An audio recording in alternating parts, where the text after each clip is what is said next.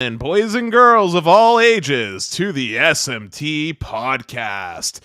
Tonight, we've got a host of delicious topics, but I will let the leader of this great SMT nation tell you what is on the agenda tonight. Sneed, if you would do the honors. Dennis, you're the best, man. Bad customer purchase satisfaction ratings are plaguing the industry. They're absolutely atrocious. We'll talk about that tonight. Also, Amazon launching a 5G network. They're going to be using CBRS. We'll talk about those details. And then if we have enough time, we could sneak it in. Thanks, guys. Great quarter. This has to do with like earnings calls, investor relations conferences, and how everybody's always kissing the you know what of these CEOs of these companies, and they're not grilling them, right? Which is aggravating because we want to know the truth. We want to ask them hard hitting questions. We're sick of people throwing them softballs. That's enough of that stuff. So we'll talk about that. And lastly, U.S. cable broadband, the business, the industry is kind of in a weird place. They're losing some cable customers. Pay TV continues to be a loss. And then, with fixed wireless access being a new competitor, but them also competing in wireless, it's just really wacky and crazy. So we'll just kind of talk about those things. And Dennis, we'll start with the bad customer purchase satisfaction ratings from the study from JD Power. They essentially gave out a survey. And man, it's something you have talked about extensively. Tell the folks out there as a refresher how you feel about customer service and customer care in wireless and cable co industries. Yeah, across all of telecom, customer service sucks in general, period. Doesn't matter if it's T-Mobile, Verizon, AT&T, Xfinity Mobile, Auntie Mobile, you name it, it's probably going to be bad. And it's the only industry that I know of on the face of the earth where they can literally make giving them money an actual challenge and still somehow come out ahead. So I'm pretty down on customer service in general across the entirety of the telecom industry. And with that being said, it doesn't necessarily surprise me about these reports. And I will also just add that my personal opinion is the best customer service is when I don't have to interact with customer service, which is a sentiment that I believe a lot of people would fall behind. A rule of thumb in customer care is if a customer needs a solution, you give it to them and you do it expeditiously, as quickly as possible. The resolution should be swift, brief, and complete. A customer should not have to call back numerous times. They should not have to wait 4 hours to fix something that should take minutes. They shouldn't have to wait too long to do it. And whoever it is that's serving the customer needs to be skilled. They need to be effective. And those are some of the things I think that are happening. I think the individuals who would normally be doing these things, I think those individuals have moved on, Dennis. I think the ratings are down, and there's several factors. And then we'll kind of look at those factors, and then we'll see who does it the best, who does it the worst. So the what's being called the Volume 2 and Volume 1 similar surveys, these I guess the JD Power customer satisfaction surveys, Volume 1 was completed and public in February. Volume 2 was just released, and everybody's down, Dennis.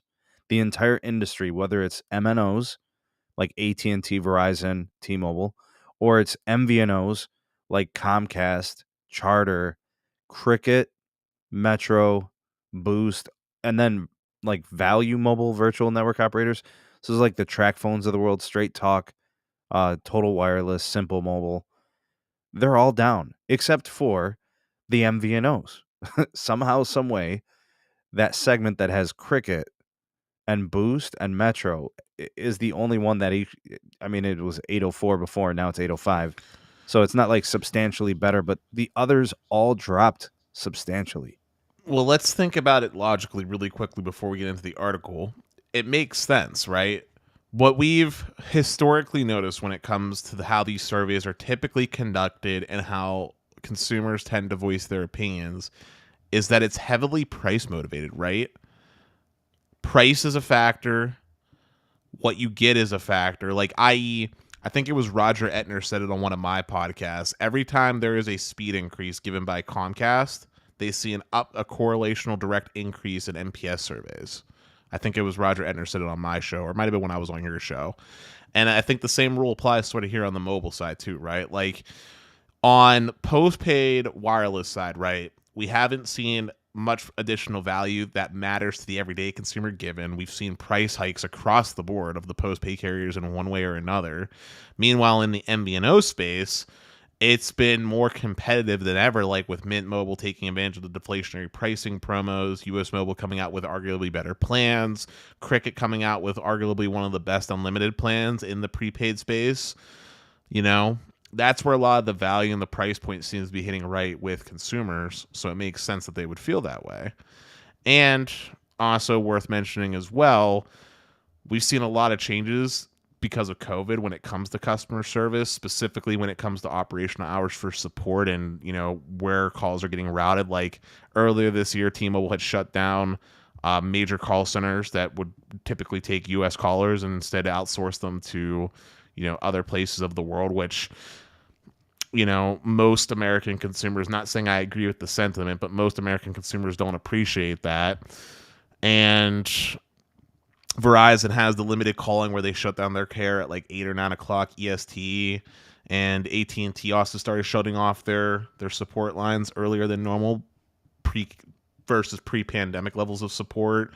Retail stores have been closing down, right? Like there's been a lot of things happening that have been making the experience worse on the postpaid side that consumers got used to. Hey, Dennis. What's up, Pete? Do you want to hear something about an appreciated customer appreciation for the business?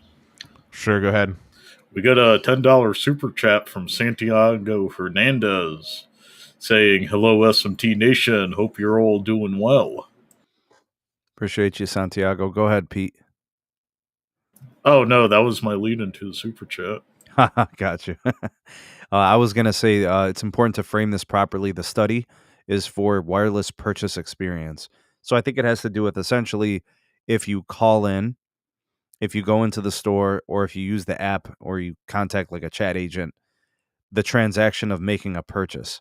So whether, it could be like accessories, it could be an actual device, could be lines, porting over from another carrier. It's some kind of a transaction that's taking place. But yeah, overall, I think you're right, Dennis.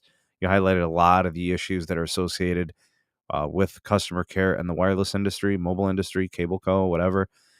Looking here at the actual raw scores, 1,000 being the best possible score, probably unrealistic for anyone to ever get 1,000.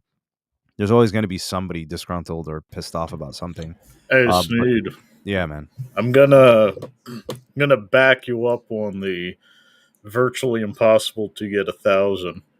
My ISP, generally nothing happens, nothing goes wrong. And that's the best situation, right, Pete? Yep. But if I have to call them, I have to do it before 6 p.m. on a weekday. Yeah, because that's their hours of operation since they're locally operated. Yep.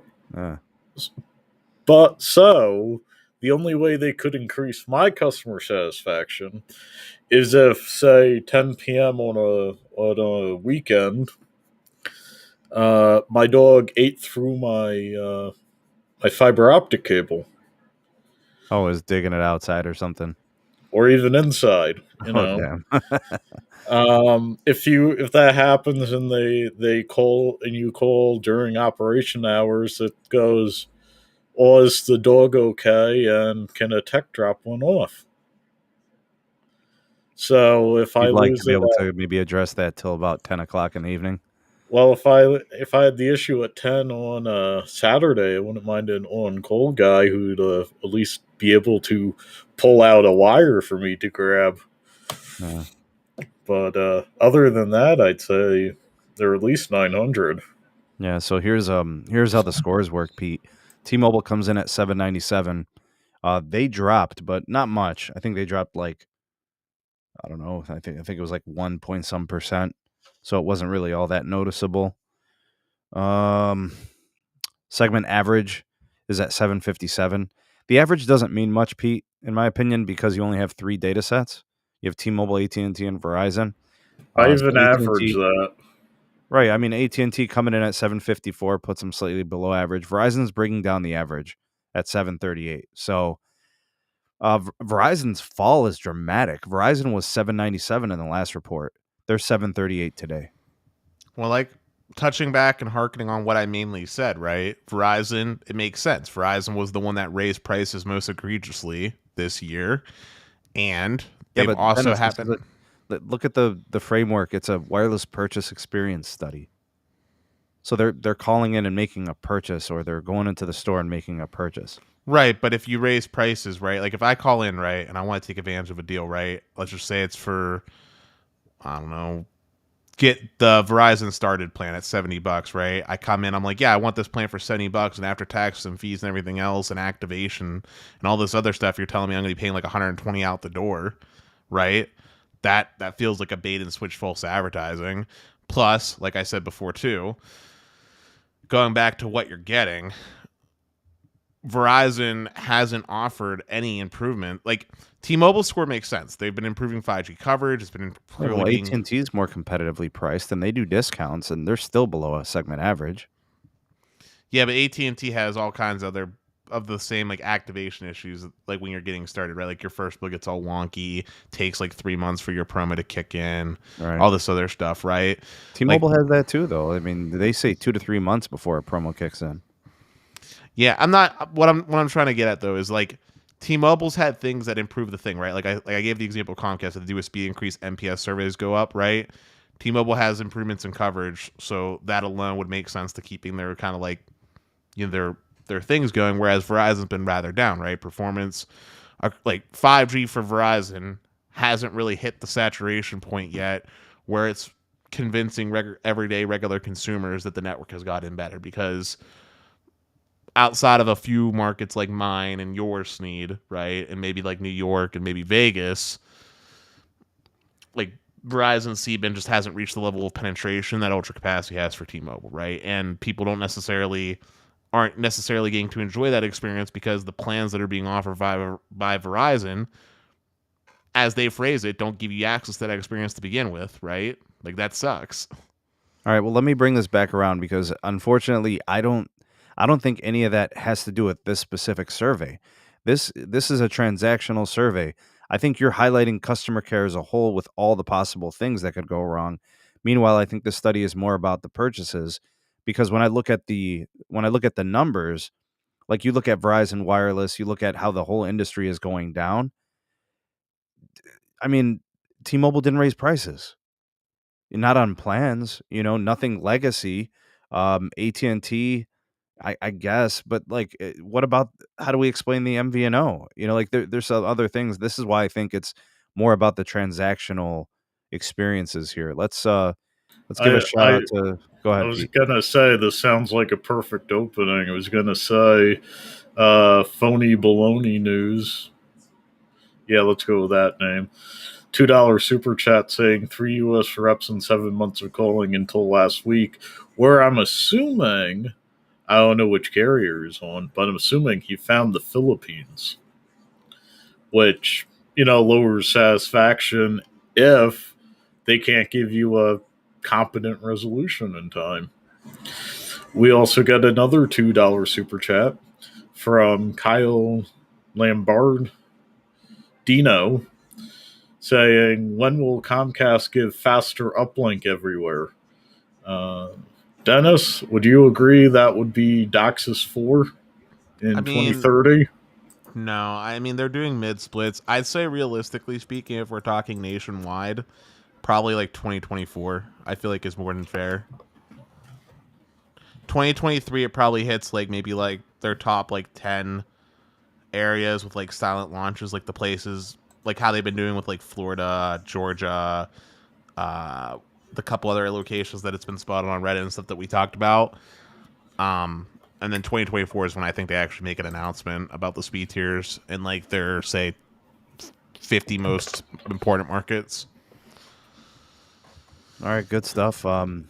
So looking at some of the details from this, the I guess we'll call this just the MVNOs. Cricket at 821, that's way above the MNOs. Metro by T-Mobile 810. That's much better. So maybe there is something to what Dennis was saying in that respect, because all of these companies sell service for cheaper on single line, possibly. So maybe there is an element. Hey, Kimon, good to see you. Let's see here. The segment average is 805 in the MVNO, but I will also say that MVNOs typically are more competitive, so that might have something to do with it too. Maybe an element. Boost Mobile is down for the segment. They're at 789. The average for the segment is 805. But it is still higher. Boost Mobile score is higher than both AT&T and Verizon, just slightly below that of T-Mobile.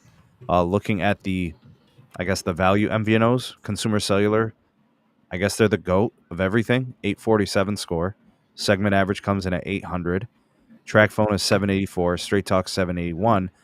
Both Track Phone and Straight Talk have higher scores than both Verizon and AT&T, and just slightly below that of T-Mobile. So I think some of that's interesting.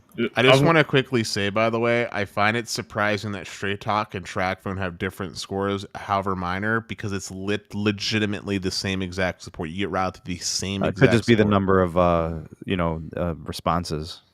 Could have had like two more responses on Track Phone or something. It's neat. I'm going to say that average is actually more meaningful in the prepaid lines than the non.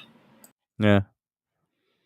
I don't know. Literally, the prepaid side did even better than T-Mobile on average. Right. Yeah. I was going to say that, and that's what I think maybe supports your claim, Dennis, or your thought. I think the better than T-Mobile on average on the prepaid is people are going in with lower expectations.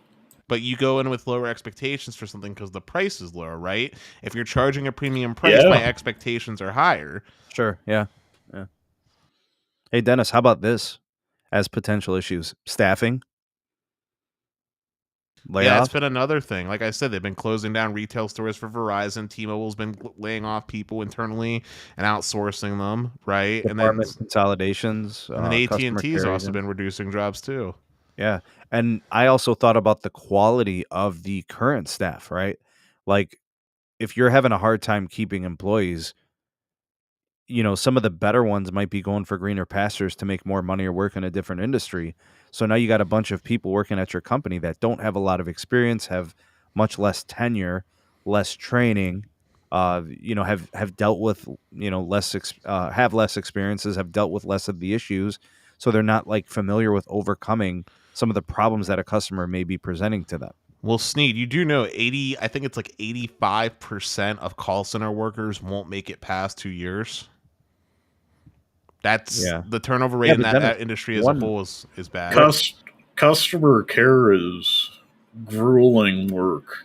Yeah, but 1 month of experience, 2 months of experience. Oh, I'm aware. Like 6 months. You've probably seen most things, right? Oh no. You could work at a call center job for, I want to say, 2 years. And the day after your 2-year anniversary, you'll get a phone call that is like a rabid deer running through your living room window, completely out of nowhere. Listen, 2 years in call center work is when you finally get used to the BS. But like literally, I feel bad for anyone that's in this chat that works in a call center. I feel bad for you because I know the bureaucracy is terrible in that type of industry. I know you guys don't have control on the phone, which is why when I have to call in, I'm always like, yeah, I get it. Can you just get me to a supervisor? Because I already know that you probably can't do what you got to do to help Dennis, me. What's up? I'm going to do one better. 2 years in, you're finally starting to make that scripted thing you have to say for everything sound somewhat natural. Yeah, I mean, Pete, despite popular belief, from my understanding, a lot of call centers don't have scripts, believe it or not, Pete. Oh, it's more like like there's keywords that they're looking for. That's what I'm getting at. The fact that you end up having to phrase things in a certain way for legal reasons. Not for legal. It's for like AI and shit. Like they got AI that like listens like and record. Yeah, and like I'm gonna say there are a plethora of reasons you have to say things a certain way. But it takes 2 years. It takes about 2 years before it doesn't sound like you're forcing it. Nah, that's not. It depends on the person. People, we're getting sidetracked. Sneed, please get us back on the train tracks. Yeah. I mean, we covered it all. My takeaways was that the MNOs have a harder time pleasing their customers. The value MVNOs and the MVNOs seem to be doing a better job, or whatever their systems are, they're simpler. People that are working at places can catch on quicker. The staffing, I think, is an issue. Having less training, getting thrown into the fire or thrown to the wolves sooner. Maybe some of that is in play. The retention issue. I just overall the greatest concern to me is that Verizon has an absolutely precipitous fall. Like if you look at the percentages, MNO is down 2.3%, right? As a segment. T-Mobile's down 1.2% individually. AT&T is down 3.7%. Verizon is down 7%. So my concern is that Verizon is abnormally high. They seem to be doing the worst. So that tells me their layoffs are most substantial. Their staffing changes are the most noticeable. Their customer retention, their customer loyalty, the customer transactions as a whole, they seem to be having the most trouble. Well, That's I a mean, big percentage difference, dude. They're double the rate of AT&T, and they're 5 or 6 times the rate of T-Mobile in I terms mean, of decrease. Sneed, I know it's slightly different from wireless, but still Verizon as a whole. Just look at my Fios experience. Yeah, but Verizon Verizon, Wireless has a high approval rating. We've but it's seen still, those scores. but it's still Verizon nonetheless. What I'm saying is Verizon makes it hard at every turn to do anything with them. It's like trying to deal with the DMV. Yeah, but I don't see how you can make that analogy. Verizon is their JD Power numbers are tremendous. I don't know, but we do got a great super chat coming in hot from Jason Oh Romulus yeah. saying T-Force is A1. T-Mobile needs better call support. Yeah, I bet you it's probably not much of the T-Force that's the issue. It is probably the call support. I don't know. Maybe that's good enough for the coverage of it. I'm very disappointed in Verizon. I don't remember them historically being this bad, right? To see that much of a drop that fast, abrupt is kind of shocking. T-Mobile, to me, I've always seen the perception and most people's evaluation that they do pretty well for their customers when they have them. Whether it's business or consumer, I don't think it's made much of a difference. Most of the time, people are pretty happy with their T-Mobile experiences. Sneed, mark my words. If Verizon does these two things, I guarantee they see 100-point jump, and they are lower prices for everyone. No shenanigans. Just make the price lower. And also for promos, stop screwing over your loyal customers. I mean, look at the current Galaxy Fold promos, right? $800 existing customer, 1,000 if you're a new customer coming in and porting, 1,000 across the board. Make it fair. Do those two things, they get a 100-point jump overnight. You agree with that, Pete? Probably not the time frame, but yeah, they would improve. Yeah, it would help for sure. All right, guys and gals, transitioning over to the next story. This one interesting. Doesn't come out of left field. I covered this story, I think, on a Patreon video last year or earlier this year. I forget the time frame. Amazon launches AWS private 5G using CBRS. What does this sound like to you, Pete? Dish is going to be using N48 in the near future. You think it's associated with their MNO? Somewhat, but See, to me, this screams unlicensed, but I mean, well, I was also going to say if you've listened to a lot of Amazon warehouse workers, cell connectivity is horrible in those locations.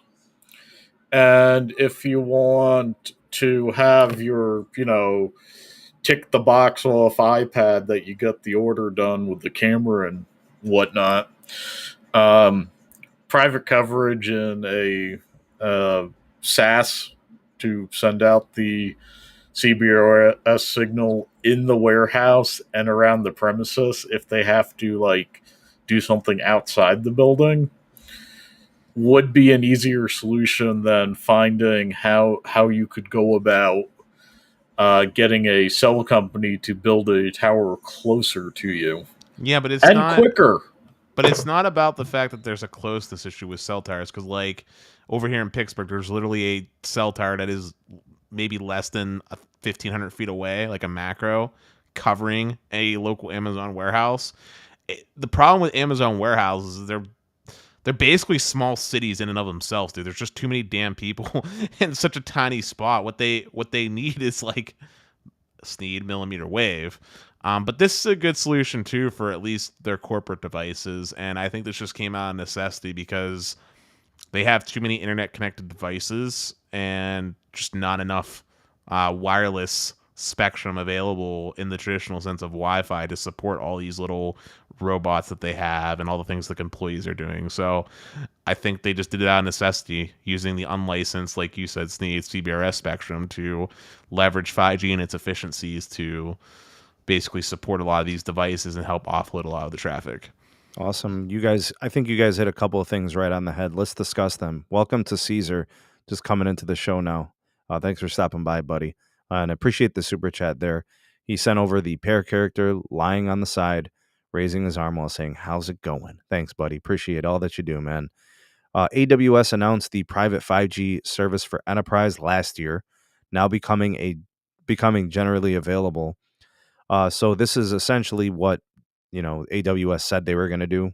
Amazon Web Services. For those of you that don't know, that is the most profitable business segment of Amazon. Screw the goods and all of that stuff. They really are into this whole AWS thing. It's really profitable. It's a big part of their business and their future. And this networking piece that they got going on here, it says Citizens Broadband Radio, otherwise known as CBRS, uses licensed versions as well as unlicensed versions, what are known as GAA. That spectrum tier is the lowest of the priority when it comes to, down powering and the different rules governing CBRS. But the specs for CBRS 5G, while there are, they're not, nobody's using NR48 yet, N48. So if it's live right now, they're doing it as LTE, but it will be 5G very, very soon. From what I understand, a lot of the gear that's up right now, the radios, they just need some kind of like a firmware update, and they can all pretty much go N48. And what will allow the companies to do is operating standalone network cores. This is where you get to slicing and dicing. This is where you get to like true QoS, QCI management stuff. Pete's, he did his paper on such subject matter. Some of the applications we can expect to see is like the installation of, Sneed, yeah. that was a different 30-page paper. So like some of the things that Pete's done his research on and some of the stuff we've talked about on the channel, you look at all these different devices. Dennis alluded to this. You get all these IoT things connected. There's a maximum number of devices that can connect to, say, for example, an LTE core, right? That becomes a standalone 5G core. The number of devices it can support increases. The amount of bandwidth and the type of network slicing, all that can be enhanced. So all those radio units, all the capacity that you want to manage, all that can be specifically and properly, sliced. And this is where the advantages over Wi-Fi can come into play. You can do some of this stuff on Wi-Fi, but you can't do all of the stuff that 5G can do. Like the scheduling is all unique to 5G. The network slicing, you can kind of sort of do that with private wireless networking, but 5G is unique in that way. And when we talk about QoS, I think this is going to be sweet for them. This is going to be really cool. I'm excited for the first person to report, them using it with AWS services with their business and enterprise. That's going to be really cool. I mean, who knows? Maybe someday the bakery decides to do something with like a service like this. So I think this is definitely really cool, and I just want to chime in as someone that has intimate experience with deploying Wi-Fi networks that I 100% back what Amazon is doing, because Wi-Fi is very limited when it comes to interference and how many devices can be on an access point before issues arise. Because we have to imagine that your average, I would say your typical Amazon warehouse probably will have somewhere in the range or neighborhood of almost 10,000 wireless connected devices. I feel like Sure. is Yeah. probably in that ballpark. I don't necessarily know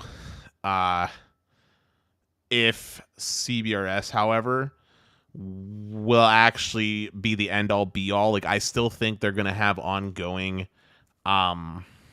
issues that will need to be addressed, because for some of the things that Amazon wants to do, it's going to require like legitimately like zero latency at all, and it needs to be very power efficient. And while CBRS is definitely a better step forward for trying to support those types of devices, I still think it's going to run into some issues due to the power limitations and everything else that goes along with it. But I think this is like a first step for them.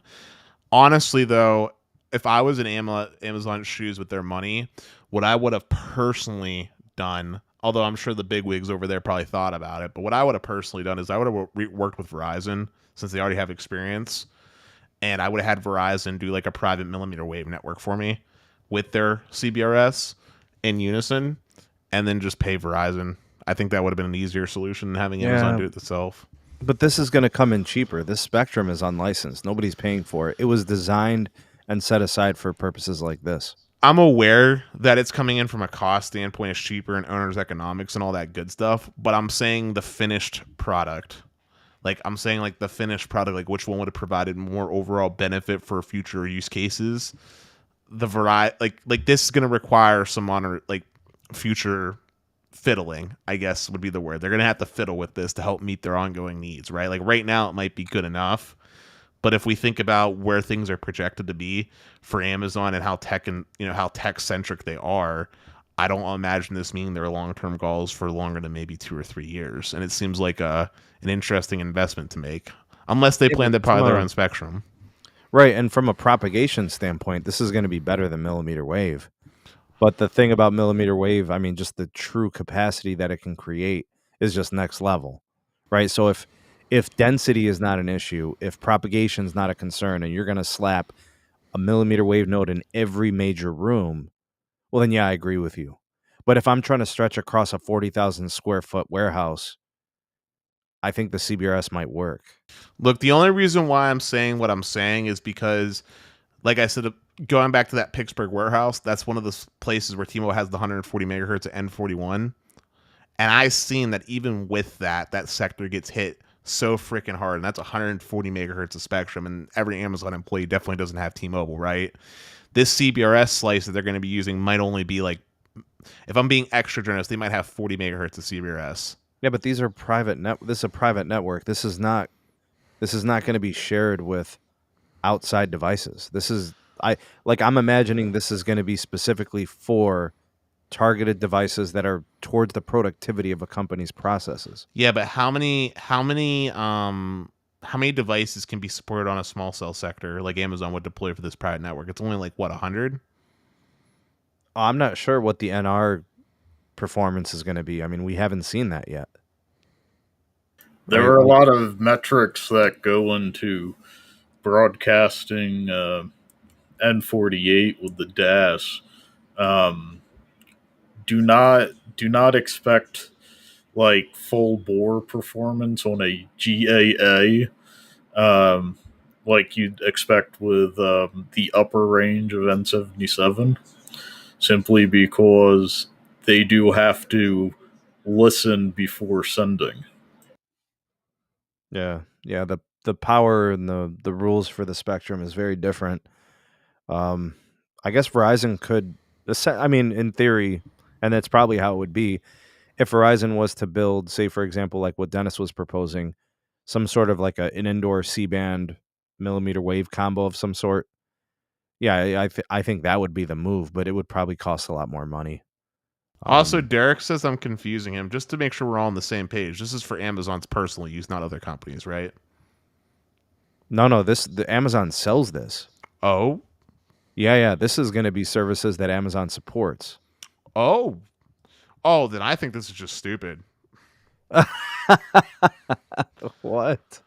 I thought this was for their personal use. No, I think it's stupid for Amazon to try to compete against Verizon's solution or AT&T solution. This is just dumb. AWS is the GOAT, though, man. I mean, they can waste money.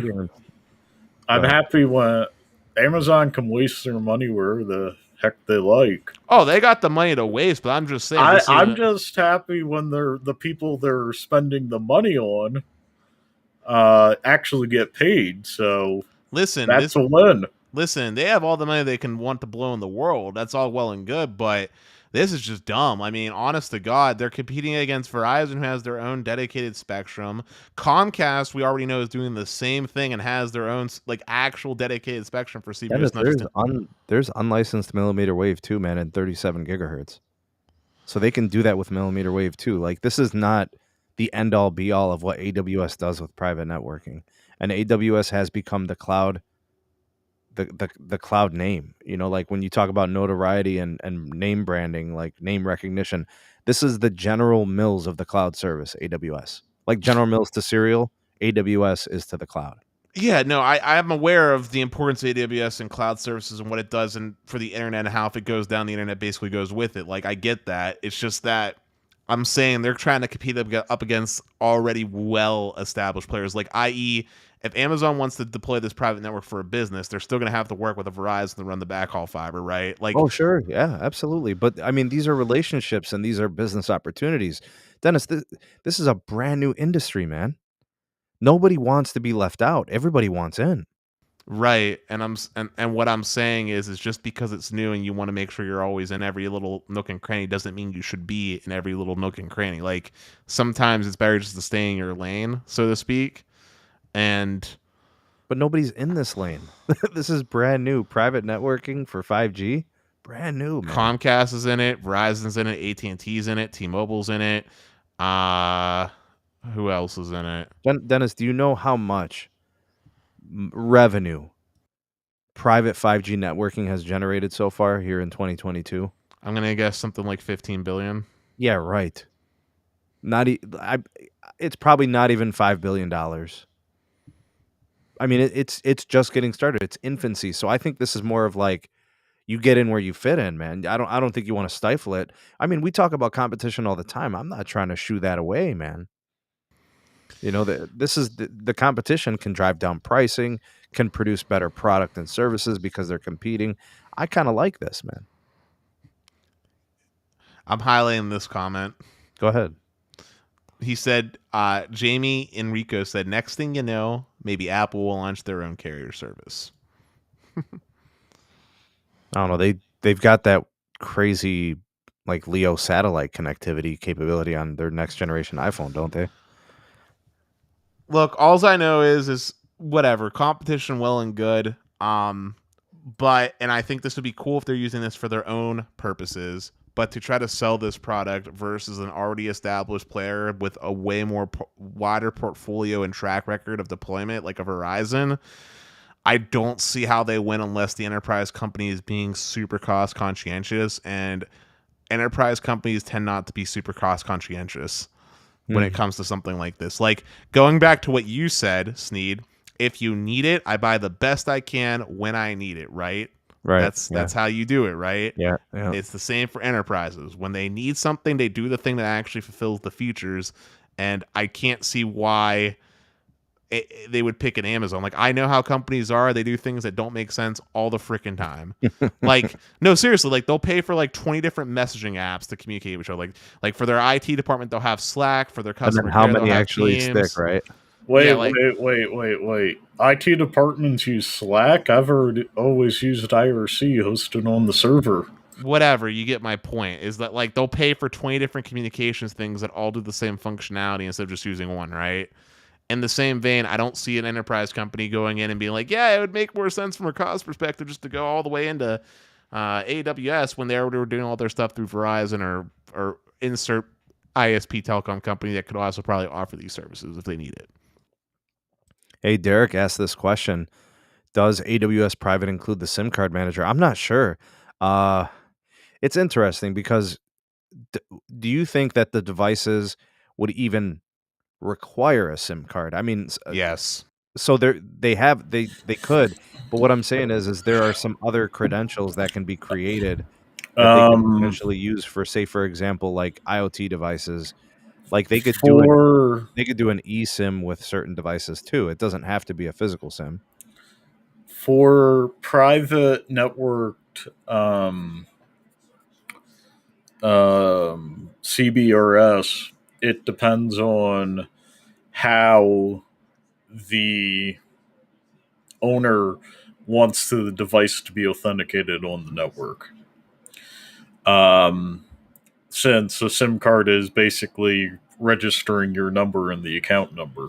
It's like, hey, I'm supposed to be here on that Yeah, SIM card. so if this is a no voice network, which is possible with CBRS communications, technically you could just go in and create a new profile on your phone, put Right. in the APN or whatever. In this case, it's whatever the hell they upgraded it to on 5G. I think it's the name service processing for the account. Mm-hmm. And you'll connect as long as the device has, in this case, N48. And you can, as long as that setting is enabled, DDN is what it is on a 5G device. So long as that setting's enabled and the phone will accept multiple profiles for that, you're golden if you're in the area. So there's something else I want to say real quick that we haven't touched on, Sneed. As a percentage of the enterprise market, how many of these companies do you actually think have 5G equipment that could support Amazon's goal/product? I mean, all this has to be purchased, man. Exactly. So why would they switch from their existing solution that doesn't require purchasing new equipment to Amazon? Well, if their existing solution is now being sunsetted by AT&T, Verizon, or Sprint or whatever, yeah, they're looking at their options, Dennis. Yeah, but wouldn't they want to pick the LTE option that is significantly cheaper than buying the 5G equipment? Well, T-Mobile's not even doing LTE moving forward. I'm referring to Verizon and AT&T, right? Like, why wouldn't they just buy the LTE? Yeah, I mean that's true, but there's no future proofing or advantage. Everything that resides in optimization, customization, efficiency, it's all on 5G. We literally have a generational change. So like if they're making a decision on cost, they're literally just making their business less effective. I agree with you, so you're feeding into my point. So basically, it works out to this nutshell. Every new startup, every modern business is going to be looking at AWS, Verizon's 5G. The only businesses are going to be the dinosaurs. They're going to be the ones that are stuck behind, lagging, and the new companies are going to run laps around them in so many different Hold ways. on. So you're touching on the point that I'm trying to drive here. So earlier on, you said Amazon might probably be cheaper from a price standpoint. So if they're making a decision by cost, they're going to go the LT route, not Amazon. And if they don't care about cost, they're going to go with the best solution, which is Verizon, because they're offering the better solution. But in the lifetime of operations, anybody who does any type of bean counting can see the efficiencies of going with Amazon over the course of 10 or 20 years. And also, wait, before you go, Pete, there's one more thing I want to bring up. Businesses don't tend to be early adopters on technology in the enterprise space. They tend to stick with the established thing, which is LTE. Dennis, there's no established businesses for this yet. You've got to think about that. The businesses don't even exist yet for this. There would have been an established business, but some dippy cut funding to my department. With deploying a CBRS private network in LTE or new radio technology, the upfront cost is a connection to a backbone network, a network switch to facilitate going to the backbone and any antennas, and a broadcast antenna tuned into the frequency you have access to GAA for. If you have previously existing internet infrastructure used for other things, you're basically using it to extend your wired connections within the area of the broadcast range of your SAS boxes, which is the broadcaster. There are currently 5 SAS distributors, and if you buy in bulk, they do discounts. So there is a chance deploying a private CBRS network on GAA will start saving you money if you expect to use it for data connections within for greater than 3 years. Because all the costs are up front, you're not continually paying for a solution. All right, good stuff, gents. All right, let's go ahead and pivot. Thanks, guys. Great quarter. All right, this is about quarter earnings. This is about CEOs. This is about CFOs and how they don't like answering hardball questions. They only like to answer questions from people who have buy ratings for their company, and they only like to take questions from those they know will throw them the softball. It's getting really aggravating, guys. One of the guys that I follow on Twitter, he's a great follow on Twitter, actually. Walt Pychek. This guy calls these CEOs out, like, does a great job of it, right? And one of the things that he does is literally while he's listening to the earnings calls and he's on the conference calls, the people asking the question always say, "Great quarter. Can you talk about this?" And then they compliment them on the quarter, whether it was great or not. And then they go off on some question that's really easy for them to answer. It probably has a prepared answer. And then we don't get anything good from the company. They don't answer any of the tough questions. They don't even field the tough questions, which we'd want to know more about, whether it's from the investor side or just us as like network tech enthusiasts. We want to know about the CapEx. We want to know about the Sprint integration. We want to know about how are POPs measured, like all these things that involve detail. What were you, I remember when Nikki T asked a question to Neville about the 2.5 gigahertz and how it was so fragmented in New York, and they took his question and then like refused to really answer it. They gave him some roundabout question talking about the future is 5G. What the hell is that? Like we're not 7 years old. People have legitimate questions and they don't even want to field them. So I think at some point we got to start looking at these earnings reports, these conference calls, these investors conferences.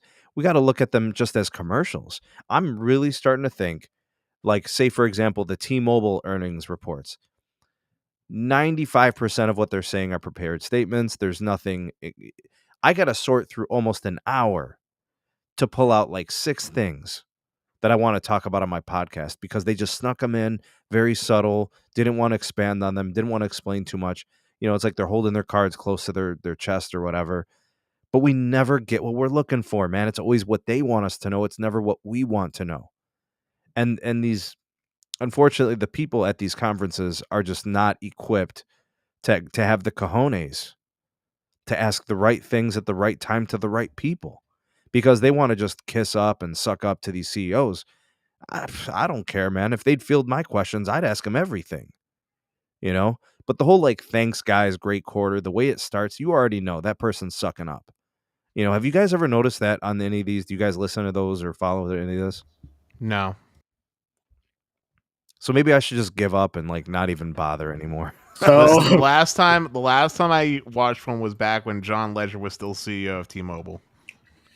So I've listened to AT&T and T-Mobile things for this.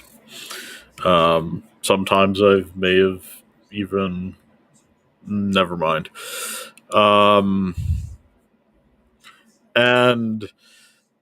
I do notice that 80 to 95% of the questions are like softballs dangling on a string waiting for them to just say a talking point. I've seen at least one, and I don't remember the date off the top of my head because I was actually mowing the lawn at the same time, where all the questions were just gimmies for them to promote the same for the carrier to promote the same propaganda they were going on in a commercial. I mean, it's literally just a free marketing show to investors. That's what it is. They probably pre-select who's going to raise their hands anyway and pick those people out of the crowd to that point. Like, if I'm starting to debate that with my questions to the operator. If there's something that's worth me seeing, like if an actual hard question gets asked and I know a news article will be made and I'll just read it, it's not worth wasting my precious time to hear investors blow smoke up of insert CEO's ass about how their company is, because they're not gonna shed any of the juicy details. They're just not. It's how it is. I mean, I remember the question they asked Mike Sievert about QCIs and QoS. I forget who it was, man. It might have been Sasha C-Band. I don't know. It was. Yes, it was the home internet thing, and like Mike Sievert's like, nah, we got nothing going on right now. So like no details. Didn't want to update at a later time. Nothing, man. No follow up. That's the worst. You finally get them to say a little something, and then there's no follow up, and they move on to something else. It's like you bothered them or something. I mean, I don't blame the people asking the questions, just to be clear here, because like if they really did ask a challenging question, they wouldn't get invited next time. It's the truth, ain't it? It's true. I mean, bro, it's like with the White right? It's like with the White this? House visits, bro. Like when I won't name the president, but when a specific president was getting questions he didn't like, CNN or whoever, right, had to fucking put in a new person to ask questions. I think like Dennis, I'd remember if there wasn't so much day drinking involved during those meetings. I think at some point it's like if you disgruntle enough people, you can't kick everybody out of the party. You're not going to have a party anymore. You're going to be by yourself, Well, the thing is I honestly think the companies would be fine with that too. Here's Andrew. This is exactly what it sounds like. Hey guys, great podcast. Can you talk about DOCSIS 3.0 and how it might impact upload speed? That's exactly DOCSIS 3.0 is a tremendous technology. It will work poorly. So I don't know how you can say that.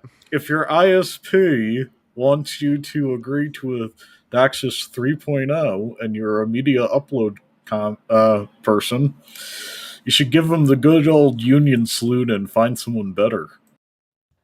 I don't know how you can say that, Pete. In all sincerity and jokes aside, DOCSIS 3.0 for its time, keyword here, for its time, was actually a revolutionary thing compared to previous iterations of DOCSIS, because it was the first time we actually saw a meaningful uplift in downstream performance and upstream, because before that, I believe, quote me if I'm wrong, Sneed, ISPs were limited by something like 50 meg over coax. So we went from 50 to gigabit being possible for the download, and like from like 5 to like 50 on the up.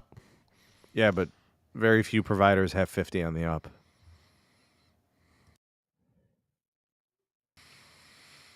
I'm just saying. Anyway, DOCSIS 3.1 with a mid split is where we want to be. That's looking tasty. Fiber is where we want to be, Dennis. Well, fiber is where we want to be, but where we're not gonna be for most. So 3.1 mid splits benefit the vast majority of people. Awesome. All right, guys, let's talk cable broadband. Broadband seeing losses for the first time in Q2. Let's get the details here. Comcast, Charter, Altice, the nation's top cable operators, shed about 60,000 combined broadband customers in the second quarter of the year, a first ever quarterly loss in the category, according to a post from Leichtman Research Group. U.S. Cable's broadband sub-loss in Q2 compared to a gain of 840,000 a year ago to date. LRG found that the nation's top telcos lost some 85,000 broadband subs during the quarter versus a net gain of 50,000 in the year-ago quarter. Those top telcos added 490,000 fiber customers against a loss of 575,000 non-fiber. So, gents, we have ourselves a technology difference here. People preferring the fiber option over the cable option. It is a factor, apparently. Well, non-fiber could mean DSL, Sneed. Well, Sneed, you got to look at it this way. You can get one of those coal-burning carriages, or you could get an electric car in 2022. Do you pick the coal burner, or do you pick the electrics? I think Dennis is right, though. I think a lot of this is legacy DSL and copper and stuff, so that probably is a big component of this. I'd say maybe 2/3 of this has to be DSL, right? I don't know. It's got to be a big piece of it. I can promise you right now, I'm gonna guarantee that the bulk of those non-fiber customers that were lost were legacy DSL and legacy copper. And I am willing to also bet you that in those gains, because telecom companies love to fiddle their numbers, I guarantee a lot of those transitions that were from loss to gains were actually just people being upgraded to fiber. All right, fixed wireless access sub-growth surge. T-Mobile and Verizon combined to add 815,000 fixed wireless access subs during the quarter, a gain of 120,000 net adds in the year-ago period. So they were, I guess, T-Mobile was technically, I think, still in beta, and Verizon was only doing LTE Home, which was very, very, very limited. Wait, they're not still in beta? T-Mobile says they're out of beta. Oh, really now? What changed? Because to me, nothing changed. They're still in beta. What type of? I mean, no, that question will demonetize us. But yes, they're still in beta. I think to us, we will kind of say they're still in beta, but they officially have pulled the business segment out of beta as of, I think, 2 quarters ago. I'm making a somewhat fictitious joke here, but like, to me, T-Mobile's internet product is not a home internet experience. I'm very candid in saying this because it's missing some of the most quintessential features that is a home internet experience, which is something that Verizon with their fixed wireless product is able to provide. People downplay me all the time about it, but port forwarding is a non-negotiable. Having an IPv4 address is kind of a non-negotiable because there are plenty of sites that do not play nice with IPv6, unfortunately, and that is all T-Mobile assigns on their fixed wireless product, and they're still doing double carrier grade NAT on it too, which also adds a whole host of issues. So, and I don't understand why they're doing carrier grade NAT if they're using IPv6, because IPv6 should be pretty much a unlimited supply of addresses for them. So there are things that they're doing that make no sense, and as such, it doesn't perform like a home internet product should. All right. Over the past year, there were about 3.26 million net broadband ads, with fixed wireless accounting for 56% of them. The overall picture for the U.S. seems to show that top cable, telcos, and fixed wireless access providers in the U.S. represent 96% of the market, acquired 670,000 net broadband subs in the quarter, compared to a pro forma gain of roughly 1 million subs in Q2 a year ago. Overall broadband additions for Q2 2022 were 67% of those gained in Q2 2021. Interesting stuff there. Looking at the overall, like the way this breaks up, cable still has the most connections. This is why a lot of people think like the death of cable is upon us. That's just not possible. They literally have their coaxial rolled across the most of the geographical U.S. You don't get to 75.6 million subs without being pretty much everywhere. Wireline telcos are at 32 million and fixed wireless at 2 million. And let's also not forget, Sneed, that the bulk of government fund bucks at the moment is still going to the incumbent cable Dennis, operators. Great point. They're still landing those funding dollars. Like, I see updates all the time. Comcast lands 3-state deal. Charter lands 2-state deal. You know, and fiber gets love too, but like the cable providers, they're deploying fiber, and you know, like they just have this old, this existing technology or this existing infrastructure that's already in the ground, right? So they have to phrase this more obtusely, despite what people say, they have an existing technology that already meets current day demands for most consumers overall and exceeds performance, generally speaking, in the competition, and are rapidly getting fund bucks to deploy more modernized technology like fiber, which everyone can agree is the gold standard, and there's not an alternative option from a competition standpoint to fiber. Pay TV losses hit 1.92 million in Q2. People are getting rid of pay TV, Dennis. 1.92 million of them. That widens the pro forma net loss of 1.23 a year ago. So the losses in TV are accelerating. Top cable operators lost 950,000 pay TV subs in the quarter. Sneed, you sound a little muffled, bud. Oh, you can't hear me? Something was happening when you were talking where it sounded like at random points you were talking to like a shirt or something.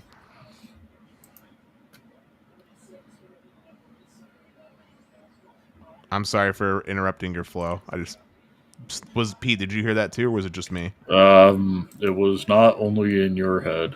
Might be a Okay. shared psychosis, though. Can you Okay. guys can you hear me now? Yeah. Yeah. Is it better? Yeah. Okay. I have no idea what happened. Nothing seems unusual, but anyway. Let's see here. Any important numbers? The top cable operators shed 950,000 pay TV subs. That's up from a year ago. The loss was 590,000. Traditional pay TV providers collectively lost 700,000 subs in the quarter. This is I'm going to tell you how this happened, Sneed. oh, go ahead, man. So, NBC Universal Comcast is putting exclusive shows on their exclusive app Peacock. So, your new shows are not showing up on the horrible NBC offerings, including Shopping Network, that you get bundled in there. So people aren't buying cable when you want to watch the new South Park. You got to wait 3 months before an episode shows up on the Comedy Central. But when you get Viacom Max, or whatever the hell they're calling it now, you get the entire season for a binge. So the cable companies, especially Comcast, are fulfilling a self-fulfilling prophecy by converting all their content to their apps. I mean, you've looked at Discovery Plus or whatever they're calling it, Voltron HBO next year. There are Discovery Plus exclusive shows that will never show up on TLC or HGTV. Yeah, but Pete, you assume when you say self-fulfilling prophecy, you assume that Comcast is sad that traditional TV in the traditional sense is dying. Cable is happy about traditional TV dying because here's the scoop.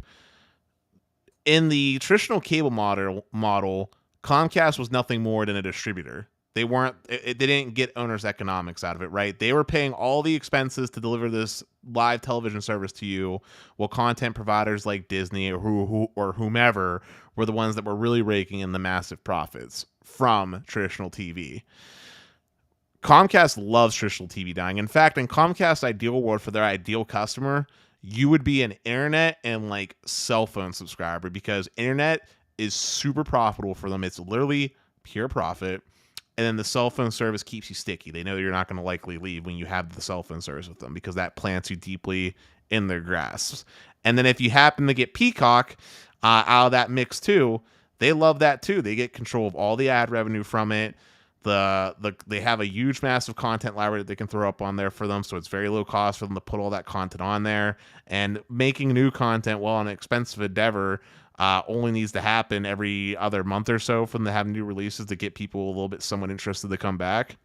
Cable companies love this. They want TV to die, and at least live TV in the traditional sense to die, because it was one of their least profitable business segments due to increased costs incurred by the content owners.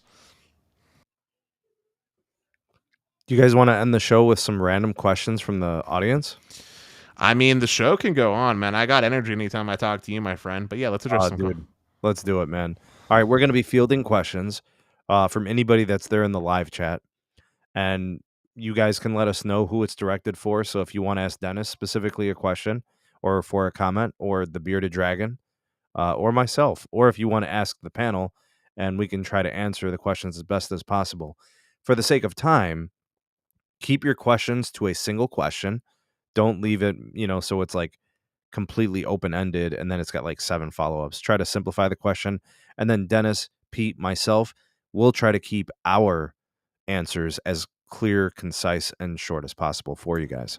That being said, do not ask for any in-depth 5G network slicing or CBRS information. That's the only thing that Pete's asking for, guys.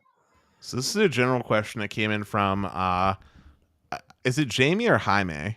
Let's go Jaime on this one. I like Jaime. Jaime Enrico. He asked if you were to create a mobile carrier, what plans would you sell to the public? Well, I'll go first because I've done something like this before on Best Phone Plans.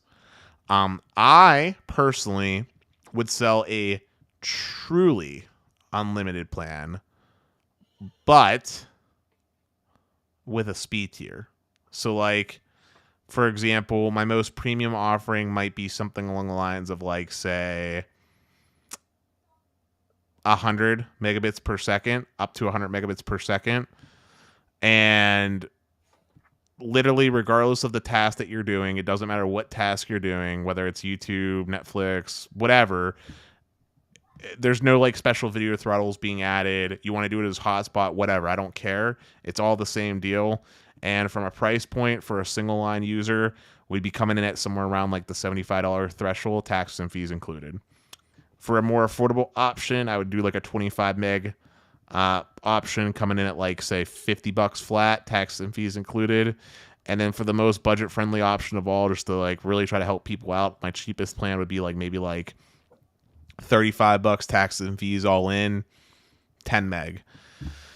And I just keep it simple. Like, that's your speeds that you're getting. Do whatever you want with that. I don't care if you do hotspot or whatever. You're Gucci.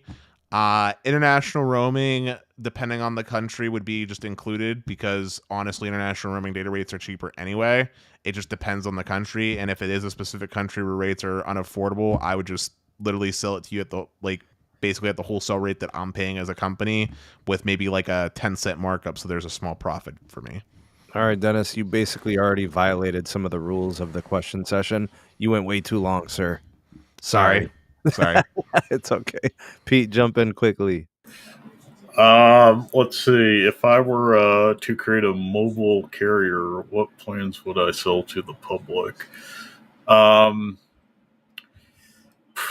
This was actually a proposal for a proof of concept on CBRS, so I'm going to avoid that part.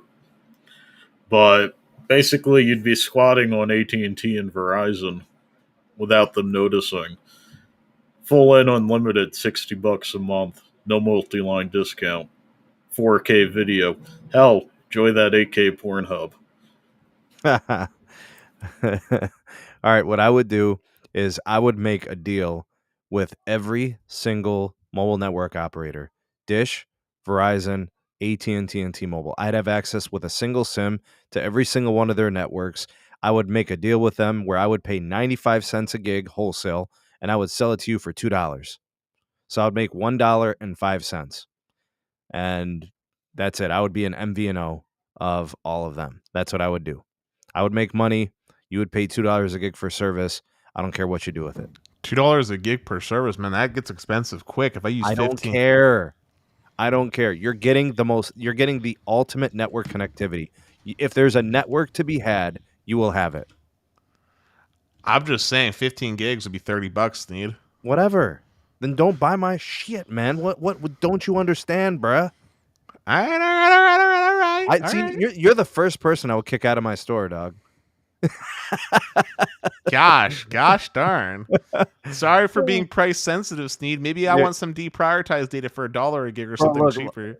I mean, if I can pull it off, I mean, I don't know how I'm going to get an unlimited service for, cheap. I mean, I'm not going to be owning a network, right? If I'm owning a network and you guys are going to give me $100 billion to build one, then fine. We could talk unlimited plans. But if I'm an MVNO, I got to stick to some kind of a profit. Anywho, next question. All right, next one. Coming in from David Norton. He said, which network will be best fit or benefit the most from the iPhone 14 series in our opinions? And that answer is so easy for me to answer. AT&T without question. They are the iPhone network. Yeah, but specifically the iPhone 14, Dennis, for AT&T, yeah, because of DoD and N77 and C-band. I think you're totally right. I think T-Mobile's future networking too, because they've got DoD and 3.7 as well. The only carrier that it's not going to make much of an impact to is going to be Verizon, because they're all in on 3.7. The iPhone 13 series already has that connectivity, so does the 12. So, like, what is the 14 going to do special for them? Maybe the antennas will be better, but I mean, I don't know. What do you got to say, Pete? What he said, AT&T, it's been optimized for the iPhone since 2G. I mean, if you the only issue you'll find, you might be roaming on Verizon 3G when you're in those bad zones. All right, next question. Coming in from Andrew, he said, "What do you think would have happened if AT&T was allowed to buy T-Mobile?" Short answer: I don't think we would have seen the resurgence of unlimited plans happen as quickly as it did, Oh, damn. and I don't think that we would have. I think that pricing would not have stabilized to the levels that we see today in the MVNO / prepaid market. Do you love your data buckets? I mean, you really love paying $45 to share 5 gigs across 6 accounts. AT&T buys T-Mobile. We're in that for the next 25 years. I think it's even worse than that, gents. If Hey, AT&T hey, is hey. allowed, Let me add on to that then. You like your Magenta MAX with the unlimited 4K video? Imagine having to pay for the option on your YouTube to go beyond 240p. And if you use a VPN, you just get a surcharge for some reason. It wouldn't have been that bad because AT&T wasn't throttling video back in the day. No, But no, hey, no. What I'm getting at is we would have gone into a strongly ingrained 2-carrier system and here, Pete, I got the had a short answer duopoly, so everybody would lose. Pete, I got an even shorter answer for you. Just look at Canada. That's what the U.S. would be like. all right, so let me jump in here. If AT&T was allowed to consume T-Mobile, we would have never had anything on carrier. We would have never had the unlimited data, Netflix on us, all the things that T-Mobile does. We wouldn't have those. But the bigger concern would be Verizon would have stayed the same. Verizon would have never have done anything, right? In fact, Sprint would have failed because they couldn't compete in coverage and network quality. So we would have had 2 carriers. It would have been AT&T and Verizon. It would have essentially have been the same thing we had back in 1984. Same situation. So I've said it before and I'll say it again. The T-Mobile and Sprint merger empowered a legitimate third competitor, and that's all anyone can ask for as a network tech enthusiast. Hey, I'm still saying that prior to the merger, I was having some traveling issues. Post merger, since they're now encouraged to update everything, I haven't been complaining. I wish I could say the same thing about Pittsburgh specifically. I know. You should track down your senior RF engineer and take the coke out of his nose. Listen, I gotta say it every episode in the hope and the Hail Mary prayer that someone from T-Mobile will finally get this piece of shit engineer out of my market and actually Go to the next question. All right, sorry. Here, it's coming in from Fred Williams. He said, "What percentage of Comcast and Charter plants are fiber?" And the answer is 100% of them. 100% of plants have fiber in them. The thing is that the last mile bit, the part that actually goes into your house, is coax. Right. So yeah, the idea that like cable companies have copper just running the whole way through doesn't exist anymore. It's more of a question of where's the fiber end, and the answer is typically at the node. Big facts. All right, next one, Dennis. Coming in from Archie Mobile, how does the United States wireless and cable / fiber costs compare to other countries? Are we in the right pricing range? Or are we being screwed by operators? So that's a tough question.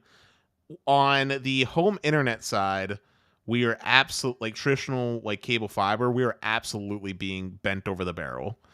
Because the cost for them is something like 0.0, lots of zeros, 1 fraction of a penny per gig of data offered, or something like, I don't know, 80 cents for every megabit per second of speed offered as far as bit rate goes. So yeah, we're absolutely being bent over the barrel when it comes to that.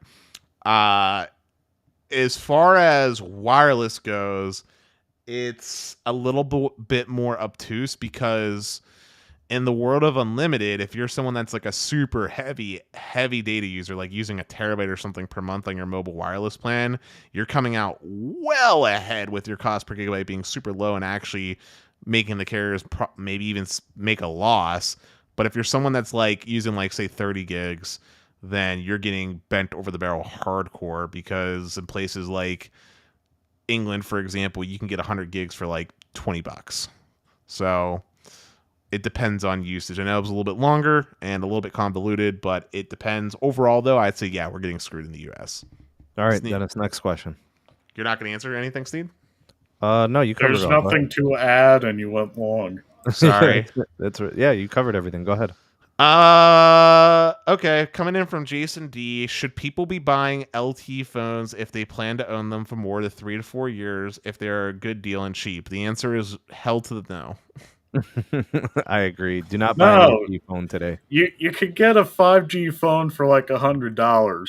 Yeah, the bill of materials for 5G modems and antennas, it's inconsequential at this point.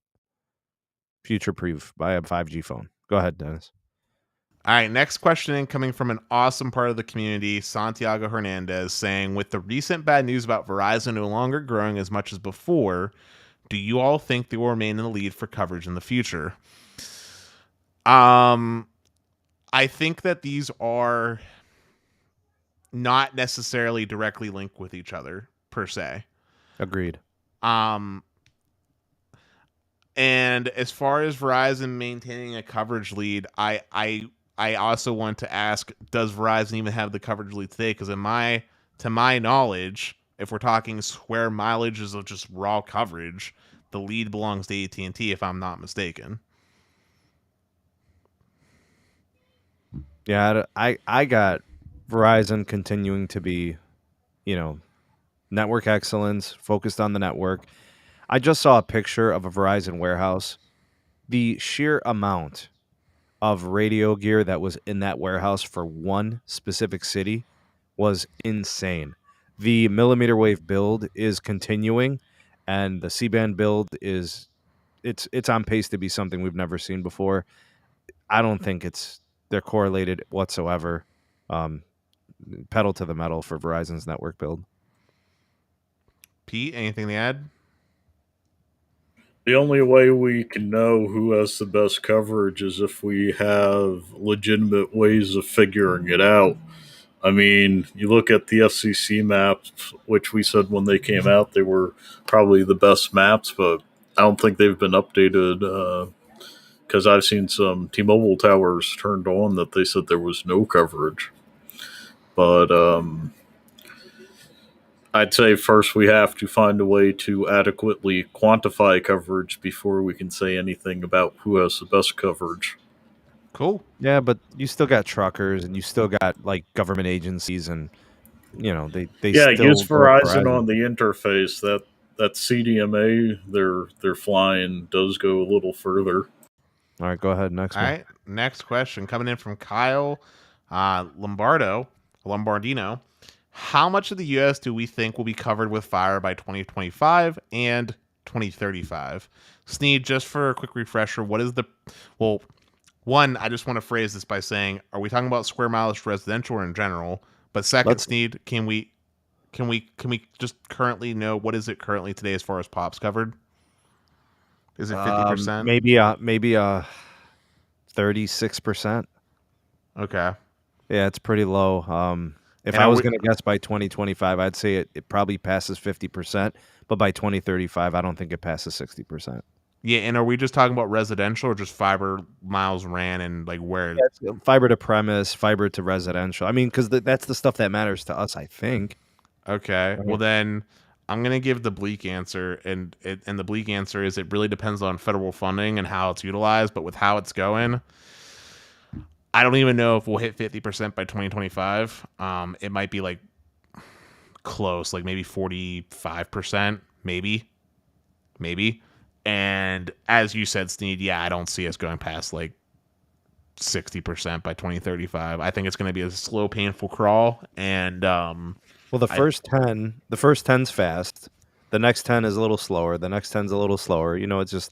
Well, the problem is, and the reason why I don't see it being 100% anytime soon or anything close to it is like, I don't think cable, like, because of DOCSIS 4.0 being a thing, like, I don't see the cable operators ripping and replacing their whole networks with fiber, which is ultimately going to be the determining factor on how high that percentage gets. And depending on how good fixed wireless is, depending on your predictions needs, if it's good enough, then that also stops companies like Verizon from having any interest in expanding their Fios product, and it might even slow down AT&T from expanding their fiber products. So that's the problem. Pete, you want to add? Oh, it's all based on those Biden bucks, and I don't know. What are we expecting? DeSantis bucks? Yeah. Nah, just Biden bucks. So Right. I don't think it's gonna expand that far. Yeah. Go ahead. Next one. This is a follow-up question from Fred. He asks, so if fiber goes to the house, it's all fiber then? Probably. That is what fiber to the home means. I'd be disappointed if it was anything else, man. I mean, So- at some point, it's going to transition into non-fiber for most residential use cases, and by that I mean it's going to convert. And by that I mean it's going to convert into Ethernet, which is technically copper. Right. Although I did see CenturyLink using phone jacks. Oh, come on, man. Seriously. You know, no, that is a thing. But I Oh was my getting God. a gig over the phone jack. I don't know about that, but No, I do. I have pictures. But I Here's do know. photos. I do know that actually, for a lot of, there's a good chunk of the Verizon FiOS-ish area where they'll run fiber to like the D-Slam, and they'll use DSL to like service like these old apartment complexes. So like the highest speed you can get is like 50 by 50 over like some like VDSL shit. Like it's gross, but it's a thing. Anywho, MS coming in with, is it worth buying an X55 based hotspot with Cat 22 or waiting for X60? I think that ultimately depends on the network, but generally speaking, I'm going to go with waiting for X60 due to the carrier aggregation proponents that X60 supports as far as mid-band frequencies go with low band. I would even wait until we can get something even newer. I mean, if you're willing to wait, don't wait for the X60. Wait for something even better. Just my 2 cents. So next question, Bogranta61103. Does anyone on the panel plan to buy the $75 prepaid Verizon Unlimited plan to take advantage of the unlimited hotspot on 5G UW? It's a big hard no from me personally, because while Verizon C-band has made a great improvement in Pittsburgh, it still pales in reliability and consistency to AT&T, and I can't justify paying an additional $75 for something that is both inferior from a wireless standpoint and not necessary for my personal needs when I have both Fios currently and Comcast at my house. Yeah, I don't know if I'd be interested in getting that just because of the unlimited hotspot on 5G UW. I have that on my 2017 new Verizon Unlimited plan. I have to just pay the $10 add-on for the full HD and unlimited ultra wideband or whatever. I pay that $10. It gives me the video resolution upgrade, and it gives me the the 5G ultra wideband access. So I'm not really interested in it personally. Also, one more thing I just want to add real fast. Plus, I have an Xfinity mobile line, which comes in at cheaper and does the same thing. And Sneed has one too. Yeah, it's good stuff, man. Actually, I'm gonna do some coverage on the hotspotting on C-band. Got to do that. All right, good stuff. Next. Wait, I'm going to answer that. Oh, go ahead, Pete. My bad. No, costs more and I get worse coverage.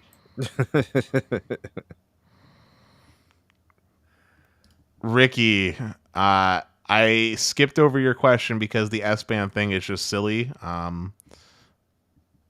Language is a living, breathing thing. So there you go. Next.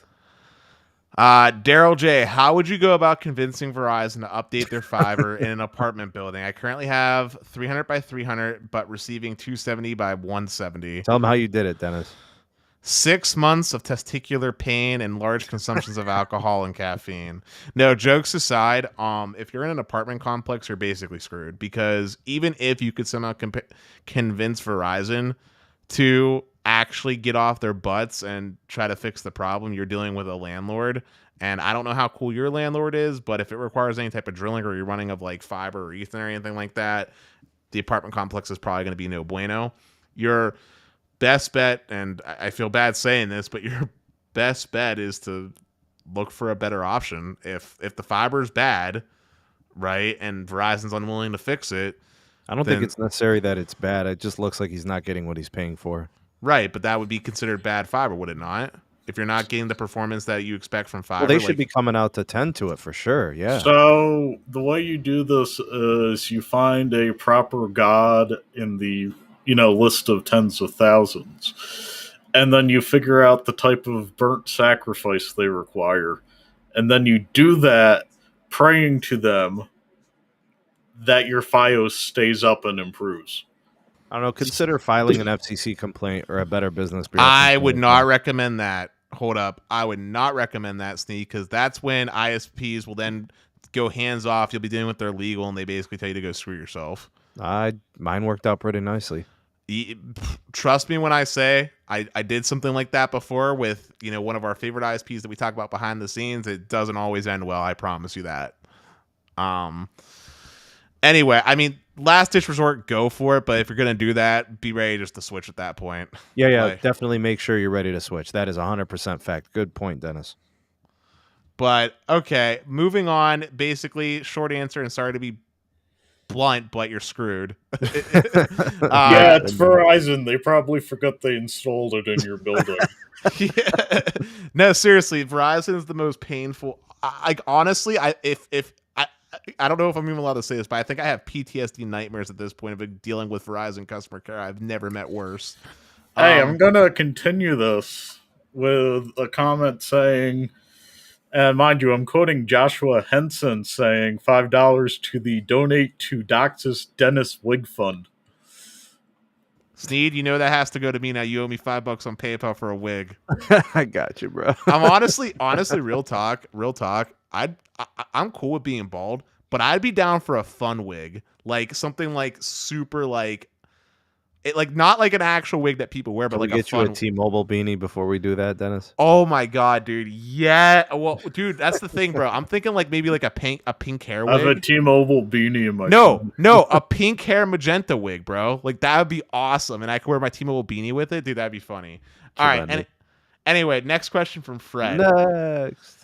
Why is AT&T deploying fiber less broadly than Comcast and Charter? I think it's the opposite. AT&T is deploying fiber way more broadly. More states. Yeah. More states, more places. Yeah, I'd say so. And why, if we're just talking about deployments in general, though, just expanding of service, why is AT&T not actually expanding and just focusing on densifying where they currently offer? I think that has to come down to like fun bucks and the fact that AT&T doesn't want to actually have to deal with competition because their ROI. That's right. Yeah. Well, no, their ROI is significantly higher than like a DOCSIS build out. It's a lot higher. Sure. Dennis knocked this one out of the park. Yeah. Kyle Lombardino asks another question with us, specifically to me. Dennis, are you going to get Comcast 6 gig fiber? Listen, Steve knows when I talk about this, I'm panting vehemently about how I would love to have it in my life.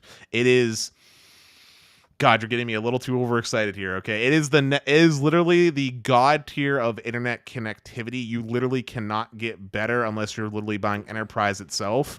What about my $250 10 gig? Listen, Pete, yours is right up there. Okay, but this is some like next level stuff that real mortals can actually get. And if I was a rich man, like a very rich man, God, I would love to have it. But honestly, I can't justify it. My FiOS has been working good since I went through that testicular pain and got it fixed. And I'd rather pay my cheaper $65 for gig symmetrical than get that, because even I, with my obscene ways to push the internet, can't even begin to fathom what I would do with 6 gigs worth of bandwidth to myself that's truly mine. But boy, it's fun to fantasize about. I'll tell you that much. And if someone like Brian Roberts is ever going to listen to this and wants to hook a brother up, I wouldn't say no. No. Let's see. I was too busy getting excited. I forgot to read for the next comment. Okay, here we go. This is coming in from Vegas Raiders. Question: does wireless signals make you bald? I don't know. I didn't really pay attention, but I'll laugh with it. I know that being bald makes you 10% sexier. So, next question. Okay, here we go. Yeah, from Suz Anders. I want to trade my Note 20 Ultra. Which company has the best offer for single line? I use just over 100 gigs a month. I think this is a straight up easy one. T-Mobile offers the best single line pricing.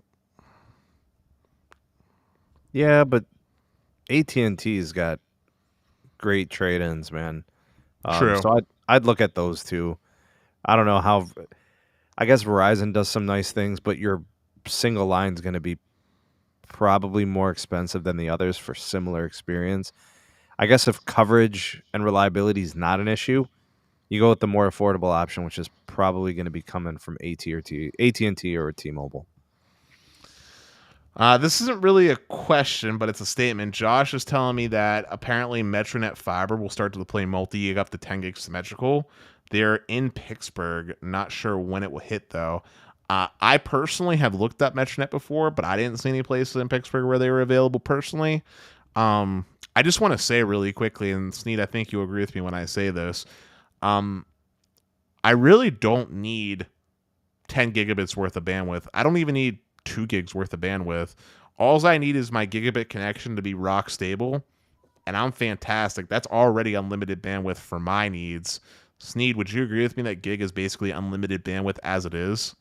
Yeah, but I'll take whatever they'll give me at the price I'm willing to pay. I'm not gonna pay double to go from 1 gig to 2 gig. You get what I'm saying, Dennis? So like, if I'm paying $50 for 1 gig, I'm not paying $100 for 2 gig. Yeah. Also, I just heard a Moose sighting come in. Oh, what up, snap. Moose?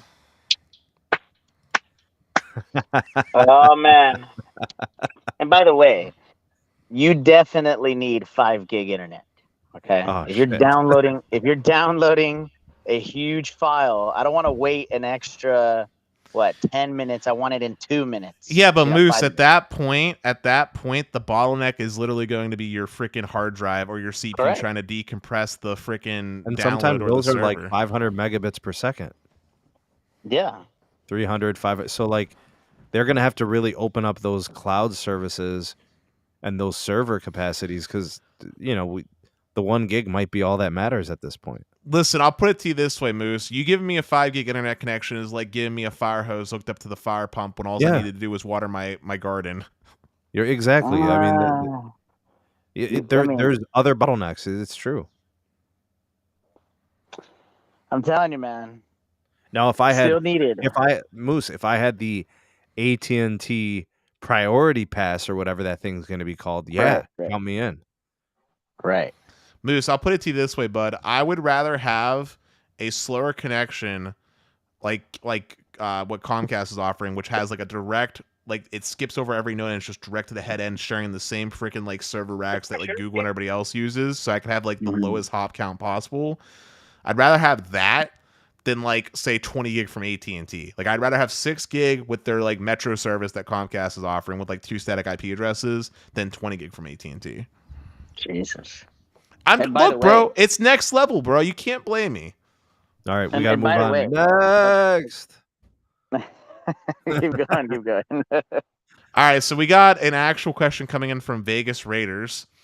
Should I trade in my Pixel 6 Pro for a Flip 4 and T-Mobile Magenta MAX trade-in deal? Makes it almost free with credits. Yes, the Pixel 6 is trash. Although, yes, Flip 4 Pixel is cool. 6 Pro life. I would do a Galaxy S22 Ultra personally, but yeah, do it. You'll have a better modem. Flip? You'll get a better modem. He'll get a better modem than the Pixel 6 Pro. Yeah. But the S22, if you can get it on the promotion, it's still pretty good. Like I said, I would do the S22 Ultra personally, but hey, if he's got his eyes on the Flip 4, it's got a better modem than the Pixel 6 Pro. Yep. Yep.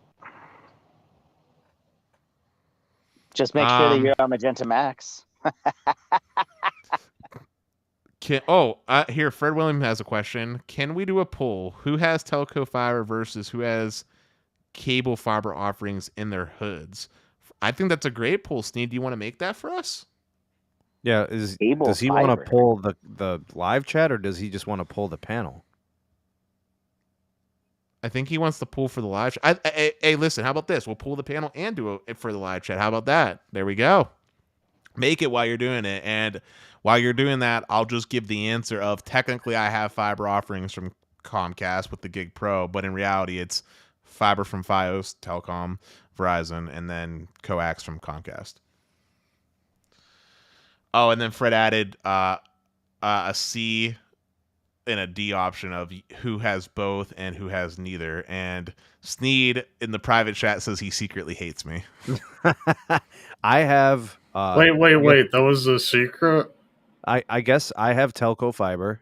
Cox doesn't have fiber, so I have one telco fiber, one coaxial. I get fixed wireless here too. I can get it from Verizon. I can get it from T-Mobile. I guess I could potentially have Starlink if I inquired and waited for 2.5 years. Yeah, that's my situation. Pete, I think, has two fibers. One is municipal. The other one is something else, I think. So if you're worrying this question, just to clean up some transparency, how about we phrase it like this: who has fiber from traditional from telco, and then in parentheses like AT&T, Verizon? Who has fiber from cable, Comcast, Cox? What's the other one? CenturyLink? Yeah. My only fiber company here is the city. In Boulder, your only fiber option is CenturyLink. Yeah, but here, I'm giving you the wording for this. So who has fiber from who has fiber from telco, and then doing in parentheses like Verizon, AT&T, who has fiber from cable, and then do parentheses like, say, Comcast, Cox, who has both, and then who has neither or coaxial, and then just a parentheses Cox. We got us. Come on, bro. Just do it, bro. It's fine, bro. I got the energy. Come on, bro. Next. Come on, bro. Oh, whatever. Sorry, Fred. I tried. He's the one that has the channel control. I can't make it, so. Next. All right. Come on, man. We answered a lot for Fred. We love Fred, but we got to move on. MS says, any chance this is real? It comes through official channels, so I know TDS sent it, but I wonder if it's a misprint. Welcome to TDS 2 gigabit symmetrical internet speeds over VDSL 2+. What? Is that real life? I don't know. Wait, you can... What? Talk to me. I don't think so, but I'm going to I think that might be a misprint. Yeah, because I'm looking up. So I'm Should looking be up 2 megabits per second symmetrical, isn't it? No. VDSL 2+ is actually pretty good. I've seen speeds, exceeding 300, which is better than what Comcast offers in some markets. Wow. So yeah, I like how you threw that in there, Pete. So yeah, Pete, VDSL 2+ caps out at 300 for the downstream rate and 100 on the upstream. So definitely a misprint. Definitely not real life. That's probably just straight up fiber. So I was right. They are faster than Comcast in some markets. No. Yeah. Next. Jason D asks, who did I roam on while in Canada on Verizon? Going on a trip, so I'm just wondering. Verizon tended to like Bell. Bell and Telus is what Verizon liked, which is the same as what T-Mobile liked. And then AT&T tended to prefer Rogers, although would also roam on Bell. I prefer Folgers. Next. We've already caught up, bro. We've outpaced the questions inbound. Oh, nice. All right, guys. Moose, you're just coming in, dude. You're late. I prefer Costco coffee. Yeah, hey, I got a question for you, Sneed. If Verizon was to force you off your OG unlimited plan, would you stay with them? So the one that has the unlimited hotspot, like if they were to force you off that onto a modern day plan with modern day pricing, would you stay with them as your primary I'm carrier? going to AT&T and I'm getting an elite plan. To hell with it. Pete, I'm going to ask you the same question, but flavored for T-Mobile. If T-Mobile was to move you off your existing plan and charge you current market rate for the current plan to date, would you stay with T-Mobile in your area or would you switch? I'd stay.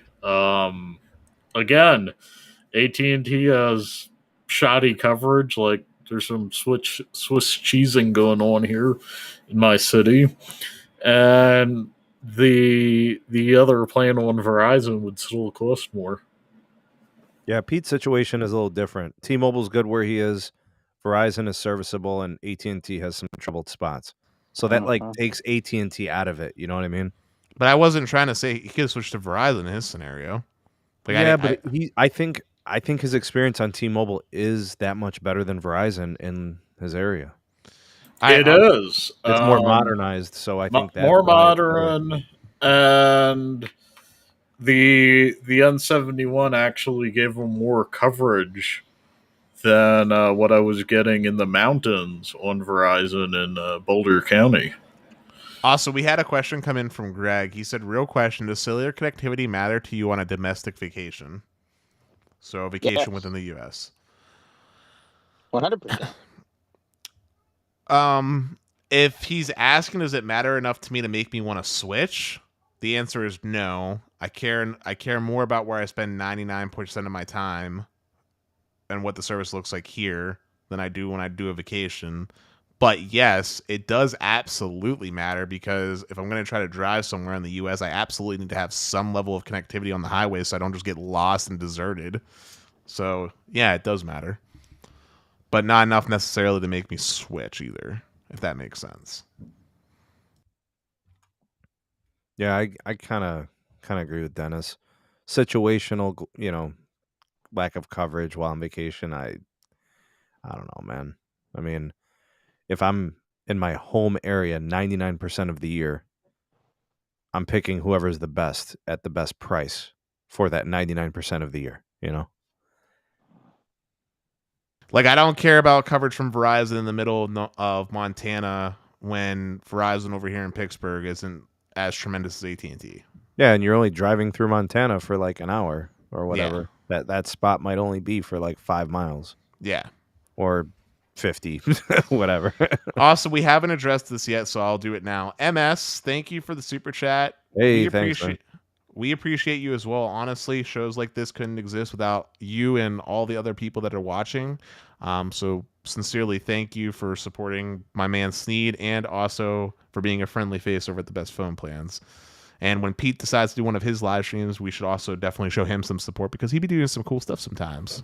Yeah, I play video games and I oftentimes just do open mic conversations with people I know on Discord. Jaime asked a question. He asked if T-Mobile didn't exist in the US, what would the wireless landscape look like? We sort of answered this whenever someone asked us earlier what would have happened if AT&T acquired T-Mobile.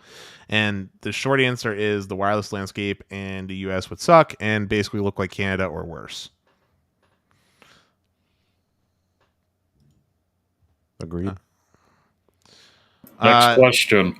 Danny Wharton Jr. asked, would you trade an iPhone 13 Pro Max for a Samsung Galaxy S22? And the answer is it's going to depend on the person. And the answer is probably going to be no. If you're really fed up with the iPhone and you're dying to try something else, I mean, yeah, do it. But if money is involved, like value and timing matters, you got the 14 coming out, you got the S23 about 6 months away. You just have to think about the timing, I suppose. But if you're fed up with the iPhone and you just want to try something else, then go ahead and make the plunge, I suppose. Hey, Sneed, we got another question from Kyle. Okay. Did you ever get AT&T fiber at the bakery? Man, there's some obstacles in our way. I wanted to make that move a while ago. I still would like to make that move, and hopefully that does happen, and it happens pretty soon. I'll let you guys know, but it's available on the premise, absolutely. On the topic of the bakery, by the way, Sneed, earlier when I was calling you, they were doing work on the small cell outside, and they were adding CBRS based off what you told me. You never gave me an update, though, of what ended up happening with that. Yeah, there was just some work getting done on the CBRS site. The guy was up on a ladder, and he was up at the top of the site where the radio unit is. So I'm assuming something was going on with the radio, or they were upgrading or changing something. And because of that, the call was like a glitch in the matrix. So I'm assuming that I was connected to the neighboring cell, but I was too far or something. I don't know. I'm not sure. So it was crappy until we got closer to the macro. So TJ made a comment, by the way, which actually spurs on a question that I have for the panel. Does mobile wireless coverage actually matter inside your house specifically, considering Wi-Fi calling is a thing, as well as small cells exist, like those like little femto cells? I'll tell you what, Dennis. If I live in a home and my carrier of choice sucks there, I need to have like a very, very strong, like pro grade, enterprise grade Wi-Fi setup. Like I'm getting an ultra powerful router. I'm getting multiple access points. I'm putting like stuff on the top floor, main floor, lower level. I mean, heck, I might even put something in the garage, because as soon as I hand off, when I leave, the calls could drop. So to me, it's going to be something that I have to address in some way, shape, or form. A femto cell might be in order, like those sort of things, like you mentioned. Let me be hyper focused here. When you're outside, it's great. It's fine. When you're inside specifically, you have no service. Does it matter? I asked this specifically because I live on the Wi-Fi calling life with T-Mobile inside my home. Like, that is the life I live. And to be honest, it doesn't bother me. Yeah, I guess that's kind of like how it would be for me too. I think I would respond in a similar fashion. Moose, Pete, I mean, solid Wi-Fi in the home can overcome any coverage limitation. At least now, 10 years ago, that wouldn't have been the case. 10 years, it wouldn't have been the case, but we're talking about now. It can overcome any coverage limitation. And if the only location where around you with poor service is your house, and you do have the reliable Wi-Fi for the carrier you want for whatever perk or plan you're after, don't hold it against them. Just turn on the Wi-Fi calling. Moose, you've been awful quiet for this show, which is uncharacteristic of you. You got any thoughts? Oh man, so many thoughts. Can you turn them into a 3-sentence piece? So we were talking about, what was Pete just talking about right now? The question was, if you don't have coverage from your wireless carrier of choice at your home specifically, just inside the home, does that matter to you? Like, would that be a reason for you to switch to someone else, or would you just live like the Wi-Fi calling life and just deal with it? No longer with AT&T. You can petition. You can call 611 and get a free cell booster. I'm not asking for a marketing campaign. I'm asking, what would you do?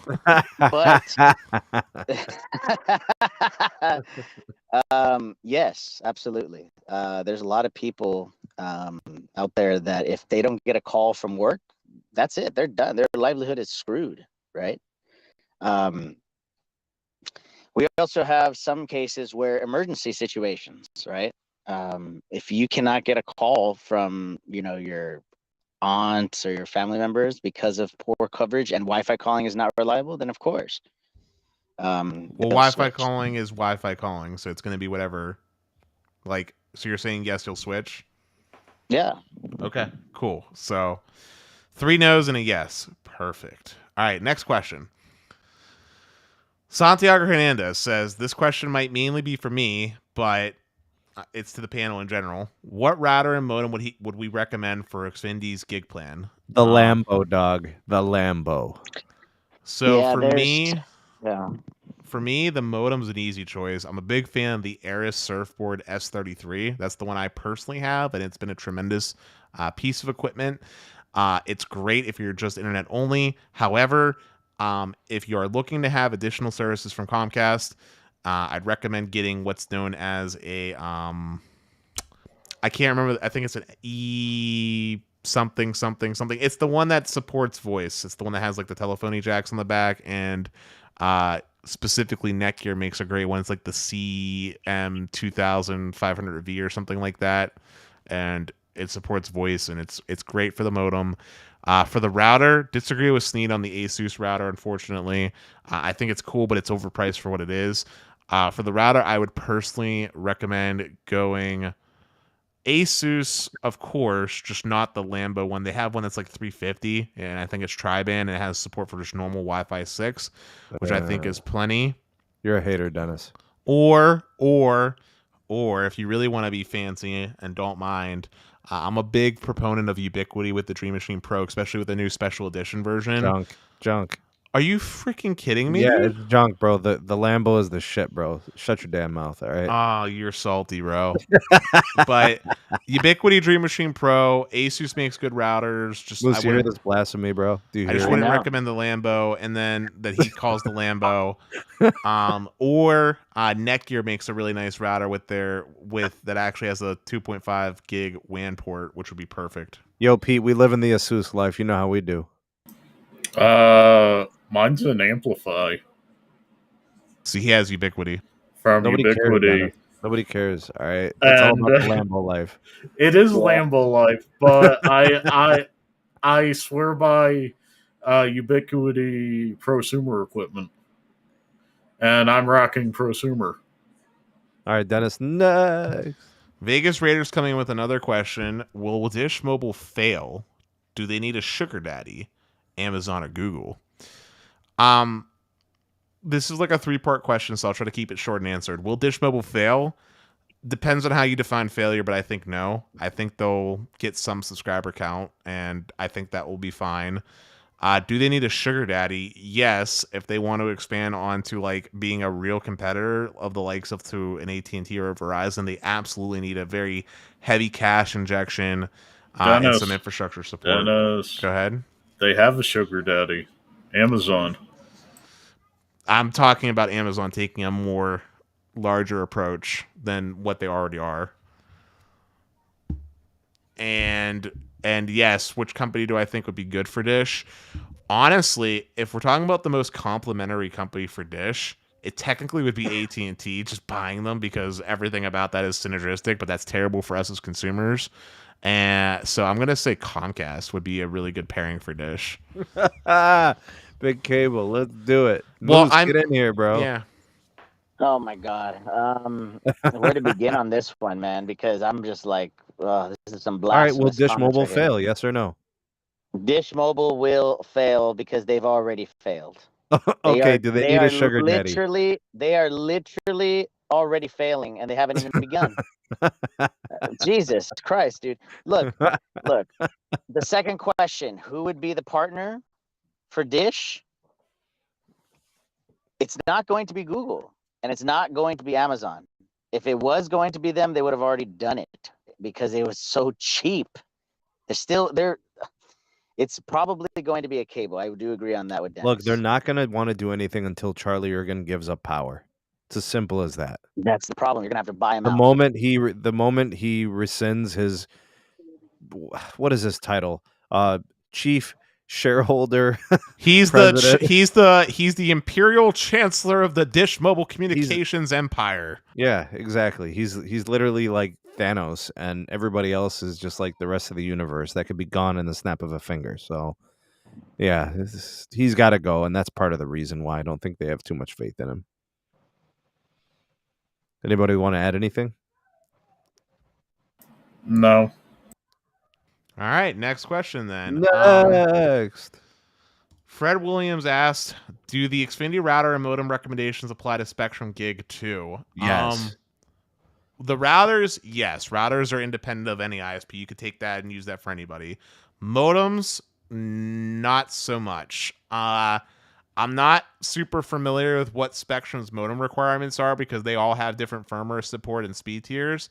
But if the Surfboard S33 that I mentioned is compatible with Spectrum, then go for it. Although, correct me if I'm wrong, panel. Doesn't Spectrum include a free modem and not charge a rental? At which point, if that's the case, I would just recommend using their modem if it's free and included. Does anyone know? Spectrum. I don't think they charge a modem fee, do they? They do. I thought that was just for Wi-Fi. Spectrum? Yeah. Yeah, only for Wi-Fi, not a modem. Yeah. No modem fee. Yeah, modem is free, so I would just use the one that's yeah. The gateway and stuff. Like you're talking about the router. Okay, got you. 2-in-1 router. Yeah. Yeah, I would just use the Spectrum provided modem and not finagle with it. If an ISP provides you with the equipment, just use what they give you for free. I don't think you should buy your own modem for Spectrum. Just use theirs. No. Okay, this one's from Brandon Lee. Do we think US Cellular will be the fourth cell carrier and Dish will be the fifth? Absolutely not. No. US Cellular, dude, they're strange. They insist on building out a network in these very select places, and it's not even good in those select places. You know, like people send me speed tests in like the middle of some rural place, and they're like, "Oh, look, US Cellular has coverage here," and it's like 1 megabit per second down and like 0.001 up.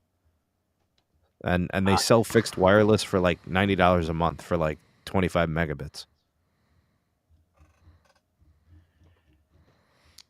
Is this the next moment, or does anyone else have any thoughts? It's just sad. US Cellular is sad. They should have very strict build out requirements, just like the other carriers do, and they don't. Anybody else have any feedback, or we moving on?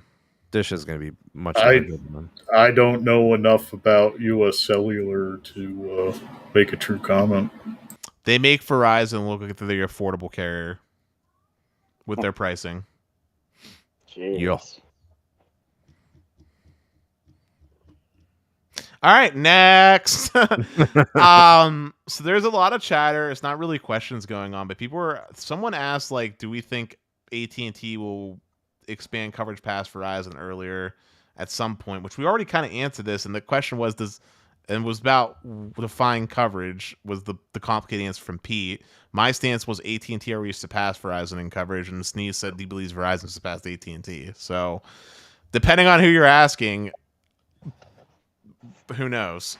So that's the answer to that one. Okay, here we go. Here's a good question. Here's from Gene. Why doesn't US Cellular sell out to either T-Mobile, Verizon, or AT&T? And that is the $1 million question. It really is. They refuse. They're stubborn. Family owned.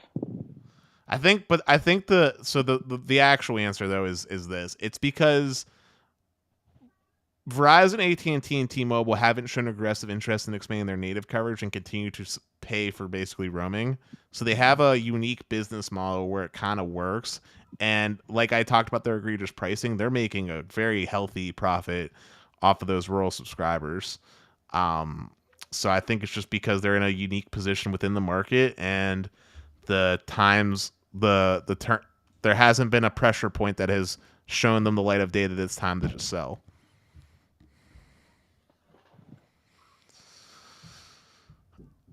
All right, guys, we're approaching 2 hours. Wrap it up. 90 seconds. Wrap it up. 90 seconds. No. Let's get past 2 hours healthily. Let's answer a few more questions. Come on, Steve. Hold up. I want to ask a couple questions of my own. Okay, go ahead, Moose. Okay. So there's been a lot of discussions. At what year or what quarter, if you really want to get technical, will FirstNet surpass Verizon's lead on first responder lines? Man. 2025. Damn, that's far away. They're at what, 3.1 or 3.2 million subs on FirstNet? I think 3.1 was the latest, but 3.1, remember this. Math never lies, Dennis. 300K plus ads every quarter. And Verizon has how many, Moose? 5.1 million. Oh, it's closer than I thought it was. Yes. 2024. And that's assuming Verizon does not cannibalize that segment, right? As in, like, every quarter people are going to be leaving them because contractually they're obligated to be on FirstNet per the FirstNet agreement. Yeah, so basically what Moose is saying, it's like when you take from one side, you add to the other. Yeah. It's two actions in one. So like Mhm. if FirstNet adds 300,000, Mhm. maybe 250,000 of those came from Verizon. Right. You know. So yeah, man. I think as little as 2 years, that's probably realistic. I Yeah. think it's by then. Yeah. Pete, any thoughts on this one, or you want me to move on to the next question? Next. Okay. Next question. When will T-Mobile surpass Verizon in two different points, though? 2 different points. Number 1 point, total connections, and 2, market share. Define total connections for me, Moose. Total connections is literally every single thing that has a SIM card or eSIM, right? So hotspots, connected devices, tablets, watches, phones. So just give you the numbers. Verizon is at 130 million connections. I have to check the numbers again. So how many was it, Sneed? Do you remember? Postpaid subscribers are at 140 million for Verizon. 140. And then postpaid for T-Mobile's T-Mobile? what, 110, 111? 111. AT&T's right there. Yeah. For total postpaid. 2025. 2026 2025. maybe. Well, yeah, I mean it's a 20 million gap and T-Mobile's adding like what, 2 million a year? T-Mobile adds like 3 million a year.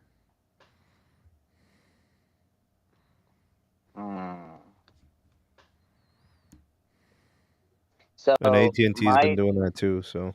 Yeah, my prediction is by 2026, T-Mobile will be the number 1 carrier.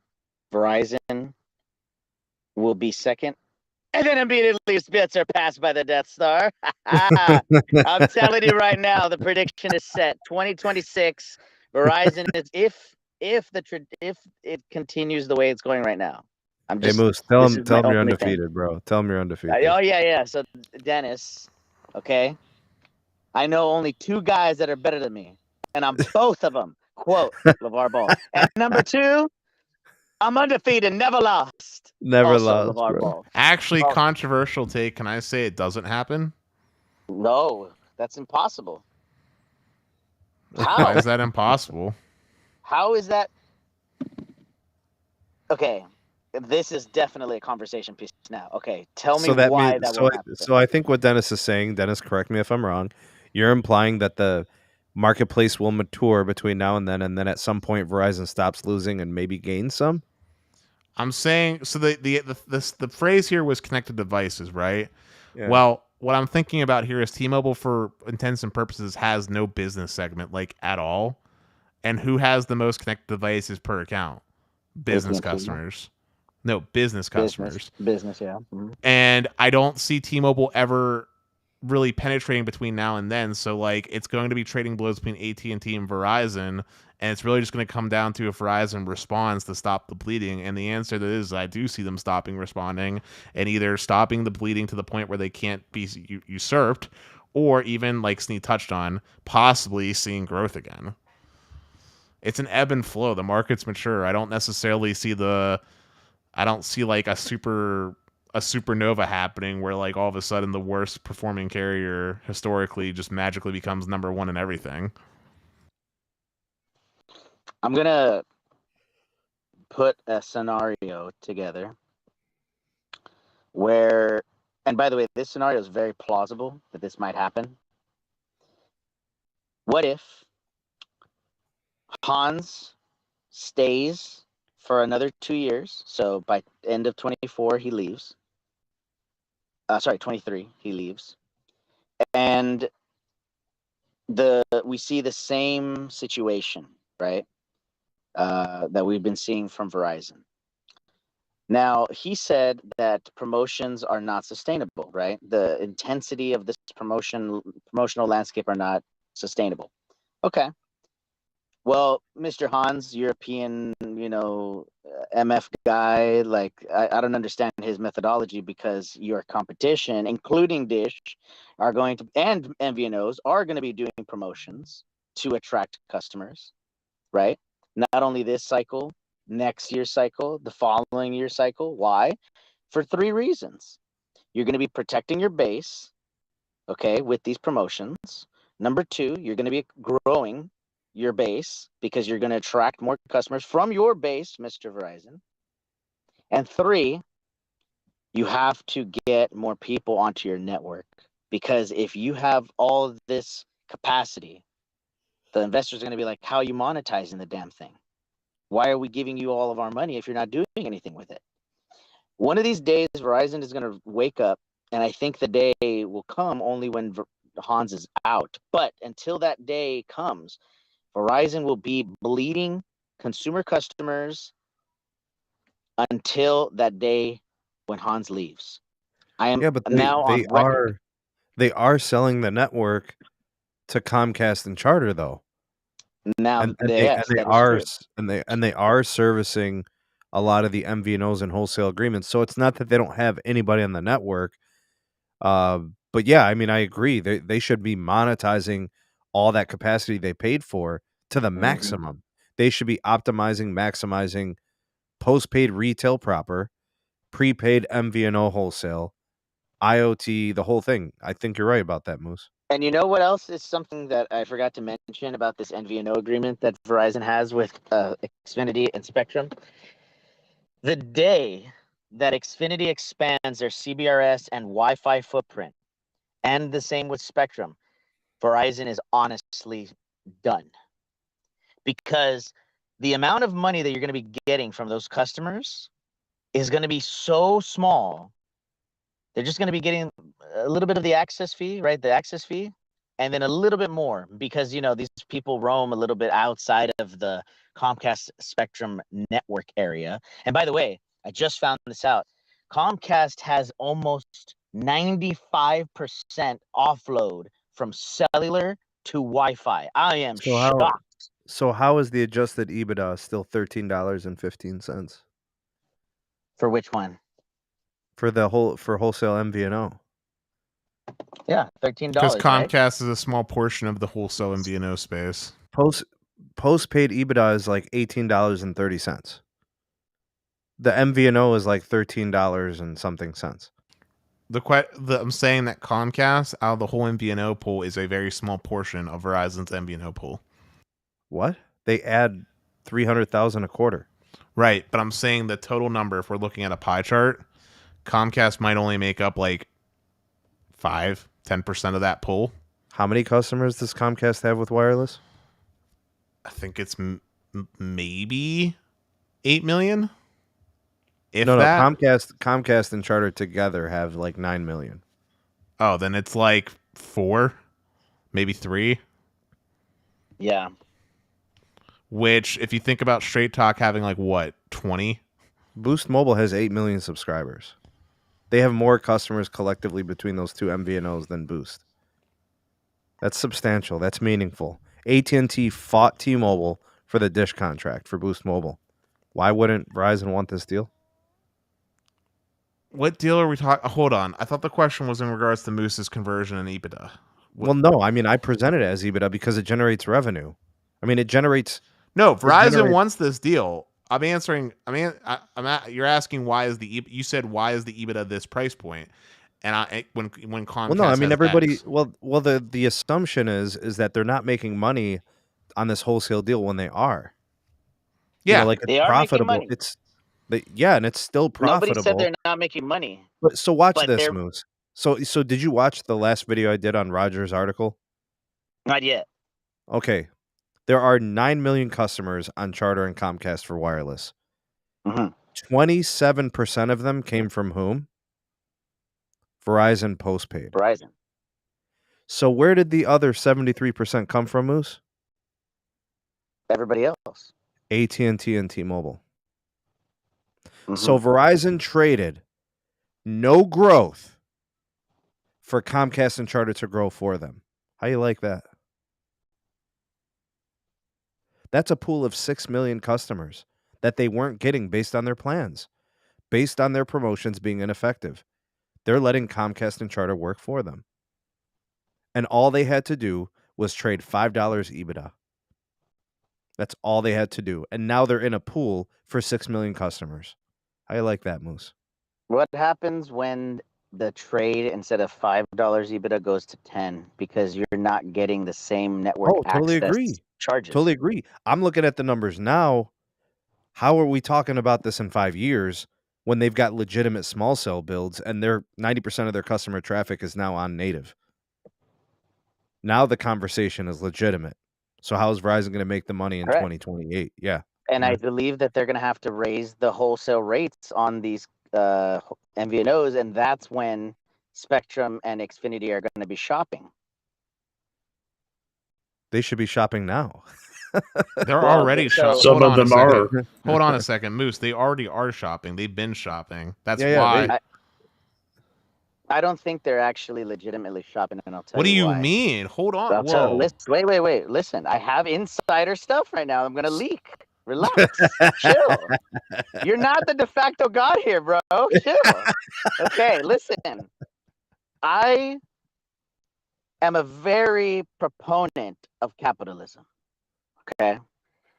Just like you can go to various car dealerships of the same make and model, go to all the Nissan dealerships and ask them straight up, how much are you willing to sell me this car? And are you willing to match or beat the other guy? Right? I believe very strongly, because of anecdotal evidence and other things that I can't really share much, but Xfinity and Spectrum went to AT&T, they went to T-Mobile. They asked them how much you would give me for this amount of users at this wholesale, right? Whatever model. Yeah. And they they took that information and they went back to Verizon and said, if you don't give me this and blah, blah, blah, beat it, I'm not going to go to you guys. And I know that you guys want us for X, Y, and Z reason. That's what I know happened, because there's no way that Verizon was the first choice for these MVNOs until Verizon capitulated the profits. They had to go down.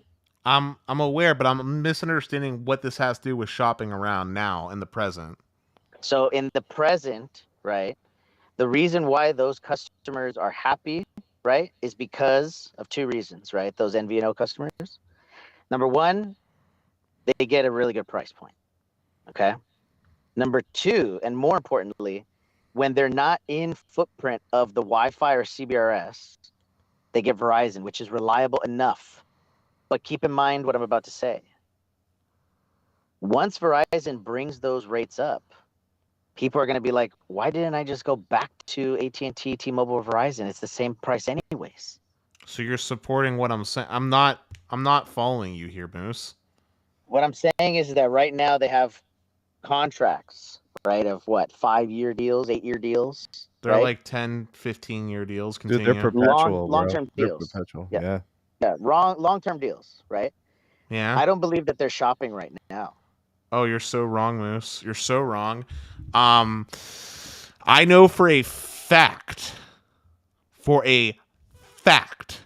that Comcast has been shopping very heavily with AT&T, and I'm surprised that you're not aware of this, Moose. Specifically because of some negotiations that benefit the core of their business on the broadband side over on the West and Central Coast when it comes to peering arrangements and fiber agreements and extending that out into the wireless play. I'm surprised that you're not aware of this. There's always conversations.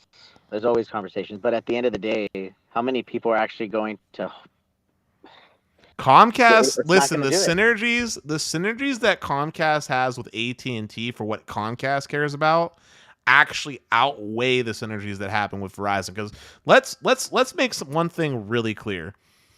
Comcast is an internet provider first that happens to sell cell phone service. That is not their main focus. They could give a damn less about the cell phone service. It only exists to help the core, most profitable part of the business, which is their core broadband, period.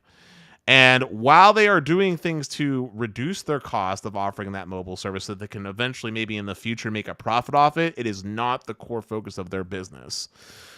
What they do care about, though, is the broadband. Comcast has tons of their own native fiber all across the East Coast, which is also where Verizon has their fiber. which means that they don't benefit necessarily on that core broadband aspect of having a relationship with Verizon meaningfully. However, on the West Coast and Midwestern parts of the US, Comcast does not have the same level of native fiber footprint. There, they do a lot of peering with AT&T. So if they could work out a deal, for example, where all traffic going over AT&T's network and vice versa doesn't incur peerage agreement charges, that would save Comcast billions of dollars a year. And also, I know for a fact that when it comes to MVNO agreements, AT&T has been much more flirtatious with matching or providing even cheaper rates to Comcast and other MVNO operators out there when it comes to wholesale agreements on the per gig cost. So I feel like Comcast is very eager about switching and taking advantage of the thing that makes most sense for the core focus group, and that the only reason why they would stay with Verizon is strictly due to the upfront cost of having to convert their subscriber base over to another provider. And that would be the only reason that would slow them down. Not even the contractual deal. It's just the upfront investment of having to convert subscribers over and the potential of losing subscribers in doing so. And that's the only thing that would hold them back. Right. And by the way, since we're on the topic of MVNOs, what the hell is going on with Mobile X? I haven't heard anything from these guys. I don't know, man. They're not ready for time, man. We are expecting something soon, though. I mean, the last thing we had was the Peter interview on Best Phone Plans, and didn't he say something about August? I can't remember, man. It was August or September. It was one of the. I think it was September. Yeah, I think he just said to keep a lookout for him in the fall. Basically, Peter, dude. We had him on like a year prior to this, and he talks, and he didn't really say much. I mean, I don't know, man. I mean, I'm always excited for a new incumbent, as we always are excited for competition, right? But I guess we'll just have to kind of wait and see. Yeah. Now, one last question. Out of all, let's just do the top three. And don't think about my question in terms of a wireless or wireline separation. Think about it as a whole network. Okay, what I'm about to ask. What do you believe is the true utilization of Verizon's whole network in the peakest of times, like literally peak time daily, and of AT&T's and T-Mobile's? What is the percentage utilization of their networks at peak time? So let's go with Verizon first. What do you think is their peak utilization percentage? We're talking about the whole network, not regional based at all. Correct. An average of their whole network as a US. Maybe 60% peak. Too high. But go ahead. Keep going. AT&T's? 45%. Too low. Keep going. T-Mobile's? 45%. 45%. T-Mobile's? 40. I don't know. It's all going to be relatively low. There's capacity left over on an average. Yes. What? Okay. I think. Okay. Go ahead, Sneed. Prior to C-band, Verizon's was probably 60%. I'd say today it's probably like 50%. Because they're using it for fixed wireless access now. So like I kind of wanted to, add that in there. AT&T, they got a lot of capacity, man. And they got a lot of upgraded sites with a lot of capacity, and they don't do fixed wireless access. 40%. And then T-Mobile, their market share is just so unusually misdistributed. Some places they're like, they're just pushed to the limit. And then in some places, like in my market, hardly anybody's on these sites. They're probably like 28% or 30%. Pete, what do you think? Free lines too, so. But they have fixed wireless access. Maybe that brings them up into the 30s. I don't know. What was the question again? What is the percent utilization as an average of the carrier's total network, both wireless and wireline. And this is this national or national?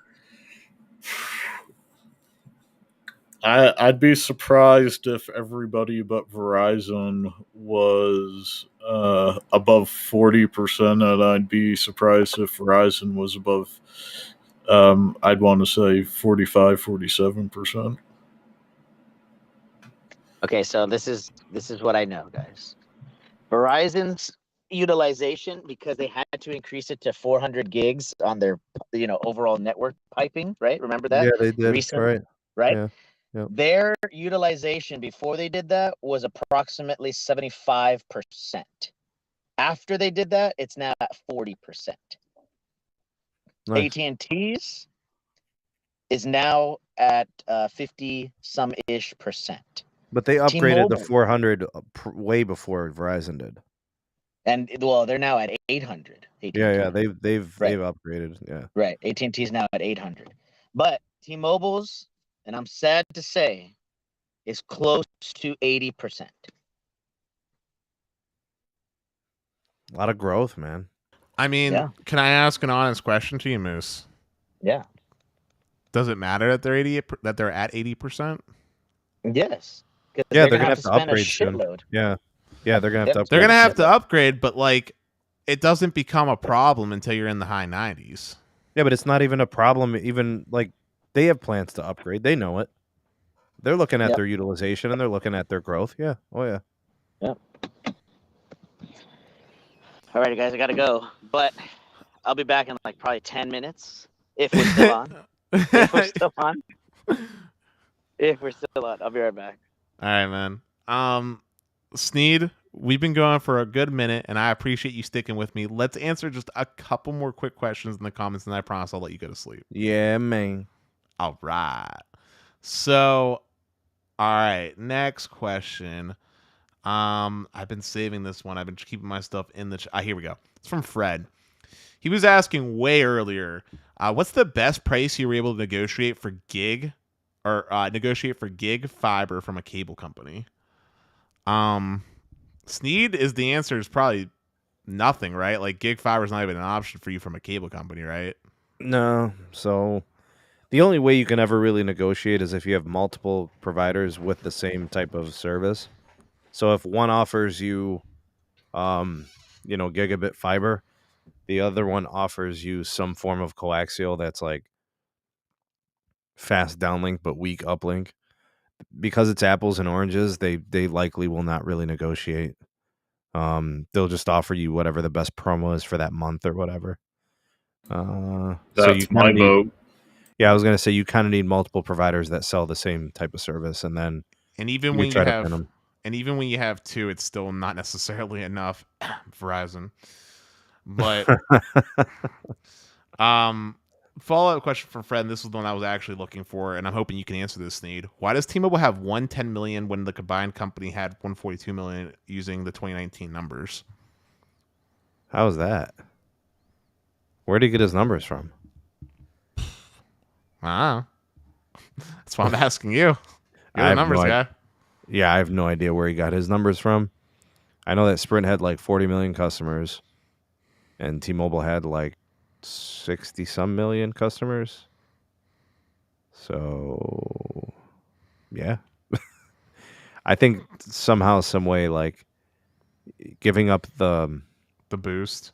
The boost, maybe, it was like 9 million at the time or something, 10 million. And there's probably some people that lost and left for MVNOs that weren't T-Mobile. Like, that's you got to count the Sprint losses too. Yeah. Like, I know T-Mobile downplays it, but and maybe some of those customers come back to T-Mobile eventually. I don't know, but they did lose customers. I mean, just last quarter there were 300,000 net losses from Sprint.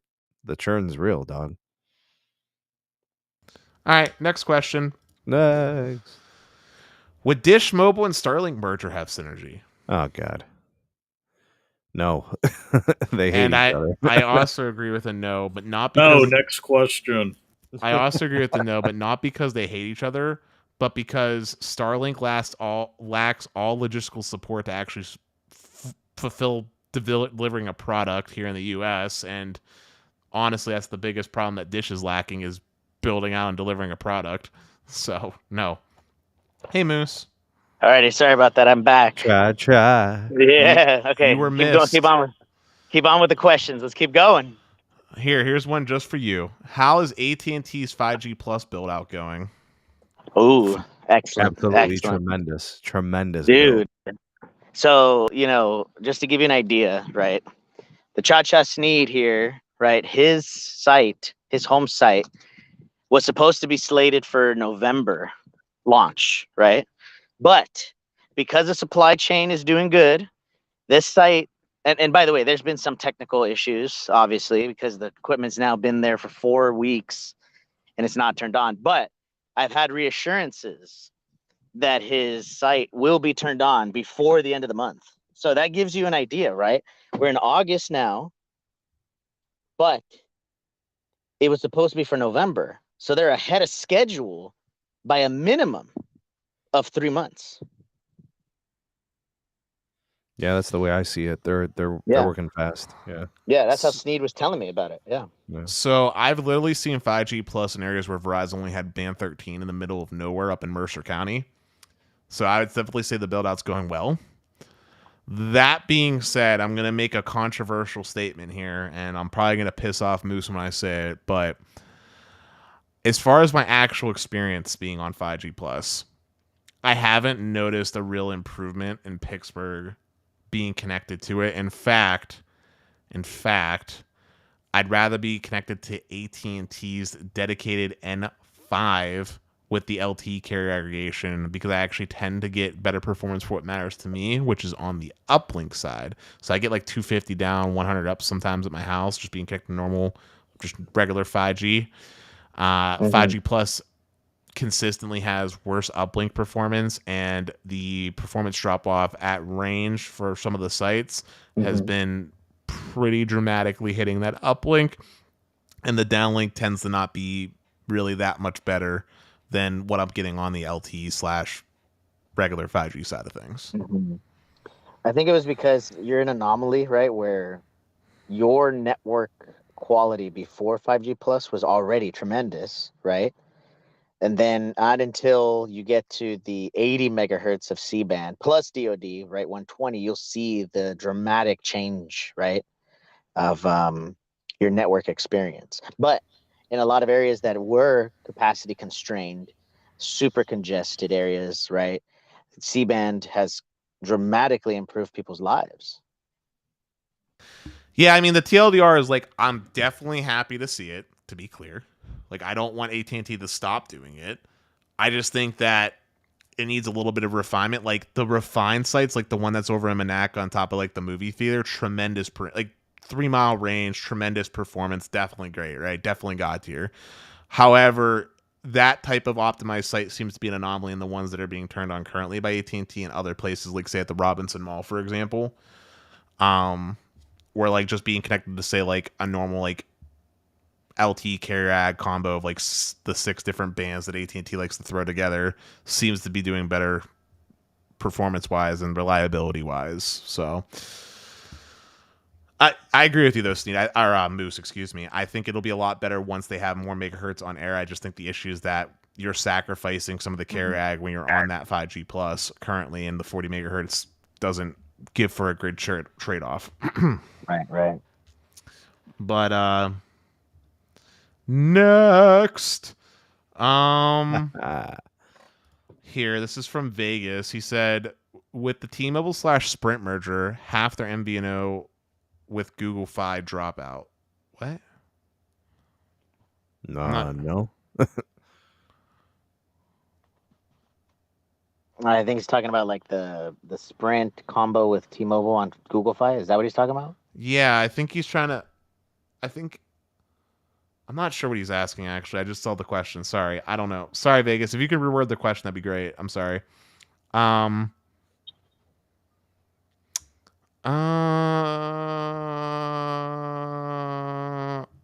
Here's a question. I'm not sure I understand it, but maybe one of you guys, when you read it, will.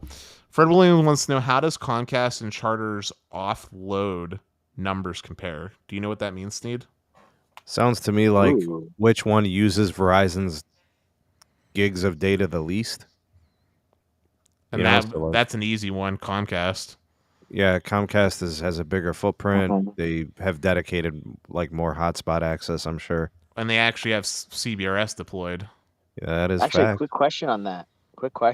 So Comcast, like I mentioned earlier, has close to 95%, right, cellular to Wi-Fi utilization, right, to the handoff, right, to use more of the Wi-Fi, right. If AT&T or Verizon or any of these big companies, because I know Cablevision does this, Optimum, if they put in a profile, right, on your phone, so that when you're in range of the ISP's home broadband routers or commercial grade routers, or any type of equipment that is utilizing that ISP's network, if you can automatically connect to it via a secure passport type of mechanism, like how AT&T is doing it in airports and such, for free, would you guys want that as a Wi-Fi upload as a normal consumer, right? So you're not on the cellular network as often, but you're on Wi-Fi more often. Xfinity already does that. Correct. I'm saying, what about if Verizon and AT&T and T-Mobile do the same thing? Oh, I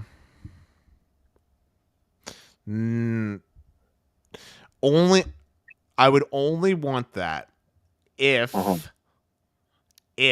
the company doing so was actually doing what Xfinity was, i.e. it's their own infrastructure, so that they have more control. Like, I don't want to be connecting to Joe Schmo's Wi-Fi at the Starbucks and that being the thing that I'm connecting to, because I intentionally have wireless to avoid that, right?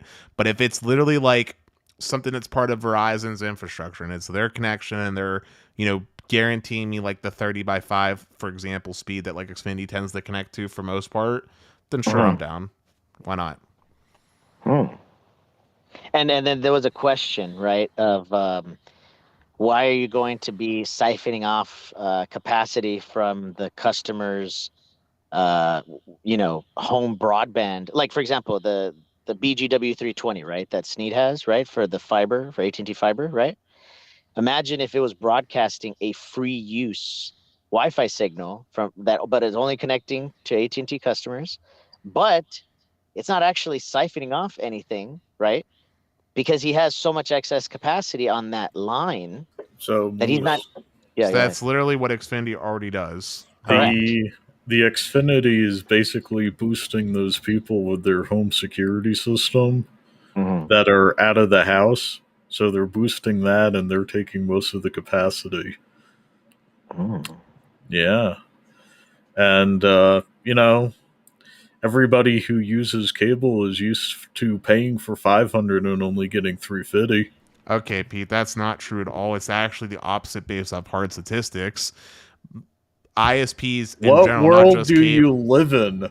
The one where facts and logic reign supreme. ISPs in general, it's not just cable, over provision.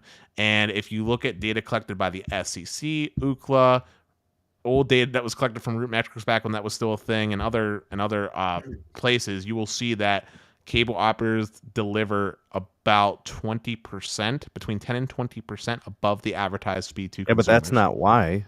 What Pete's saying happens. They do boost the speeds under that agreement. No, he's saying that people are used to getting less than what they paid for, and I'm saying it's the opposite. No, I think that happens quite often. I mean, I don't know what the percentage split is, but Pete's right. It happens, bro. There are people who pay for 300 by 300 and get 270 by 170. I've had it many times with clients I work with. Bro, they have the drops, Comcast, bad wires, there's bad cables, all in one box.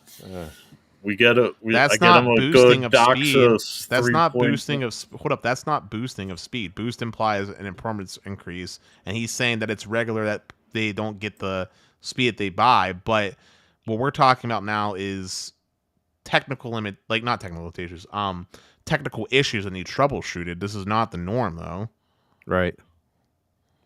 Though, if you work in some type of supporting role, it seems to be the only thing that happens. Well, right, because you're literally out there to provide support. I don't get full gigabit speed to my connection. It's like 970.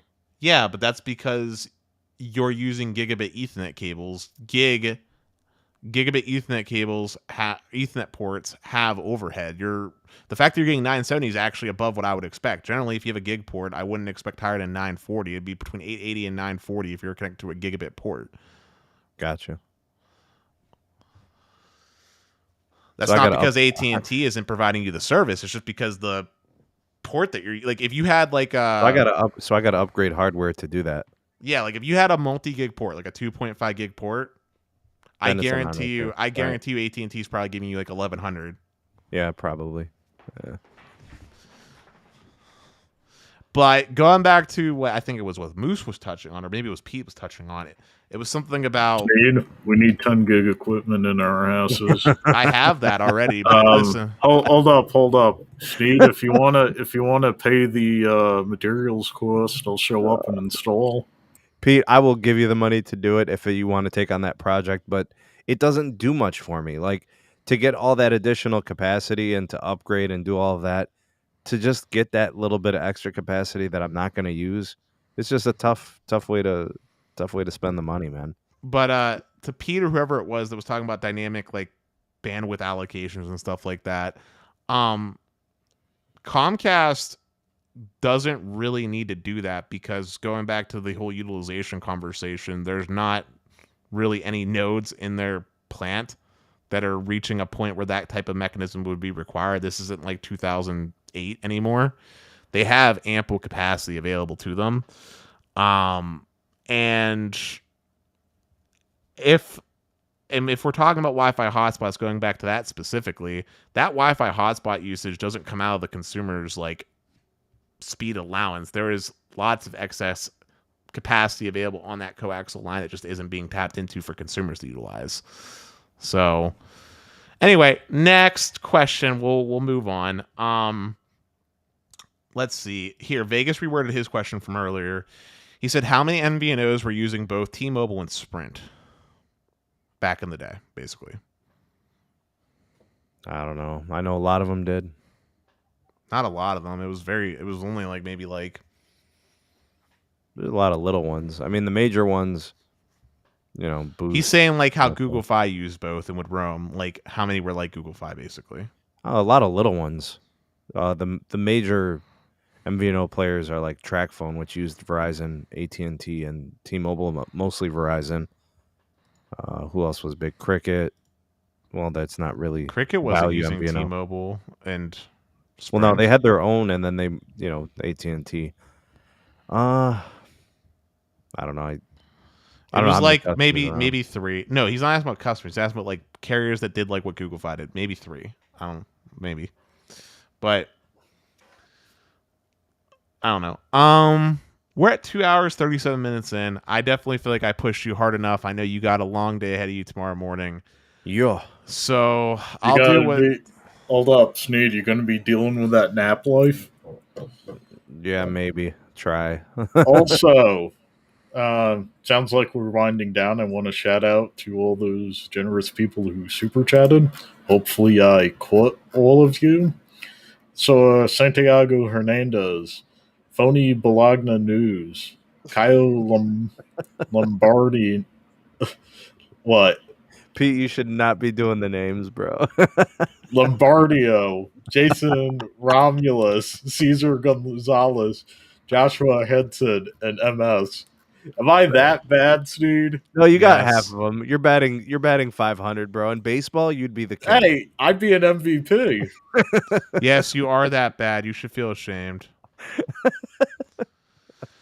But jokes aside, as we wind down this show, I want to properly thank Sneed for having me on and for letting me be a part and doing this with everyone in the community. Moose, always happy to have a surprise appearance from you, even though sometimes you'll get the blood of bull, and I had a great conversation with you tonight.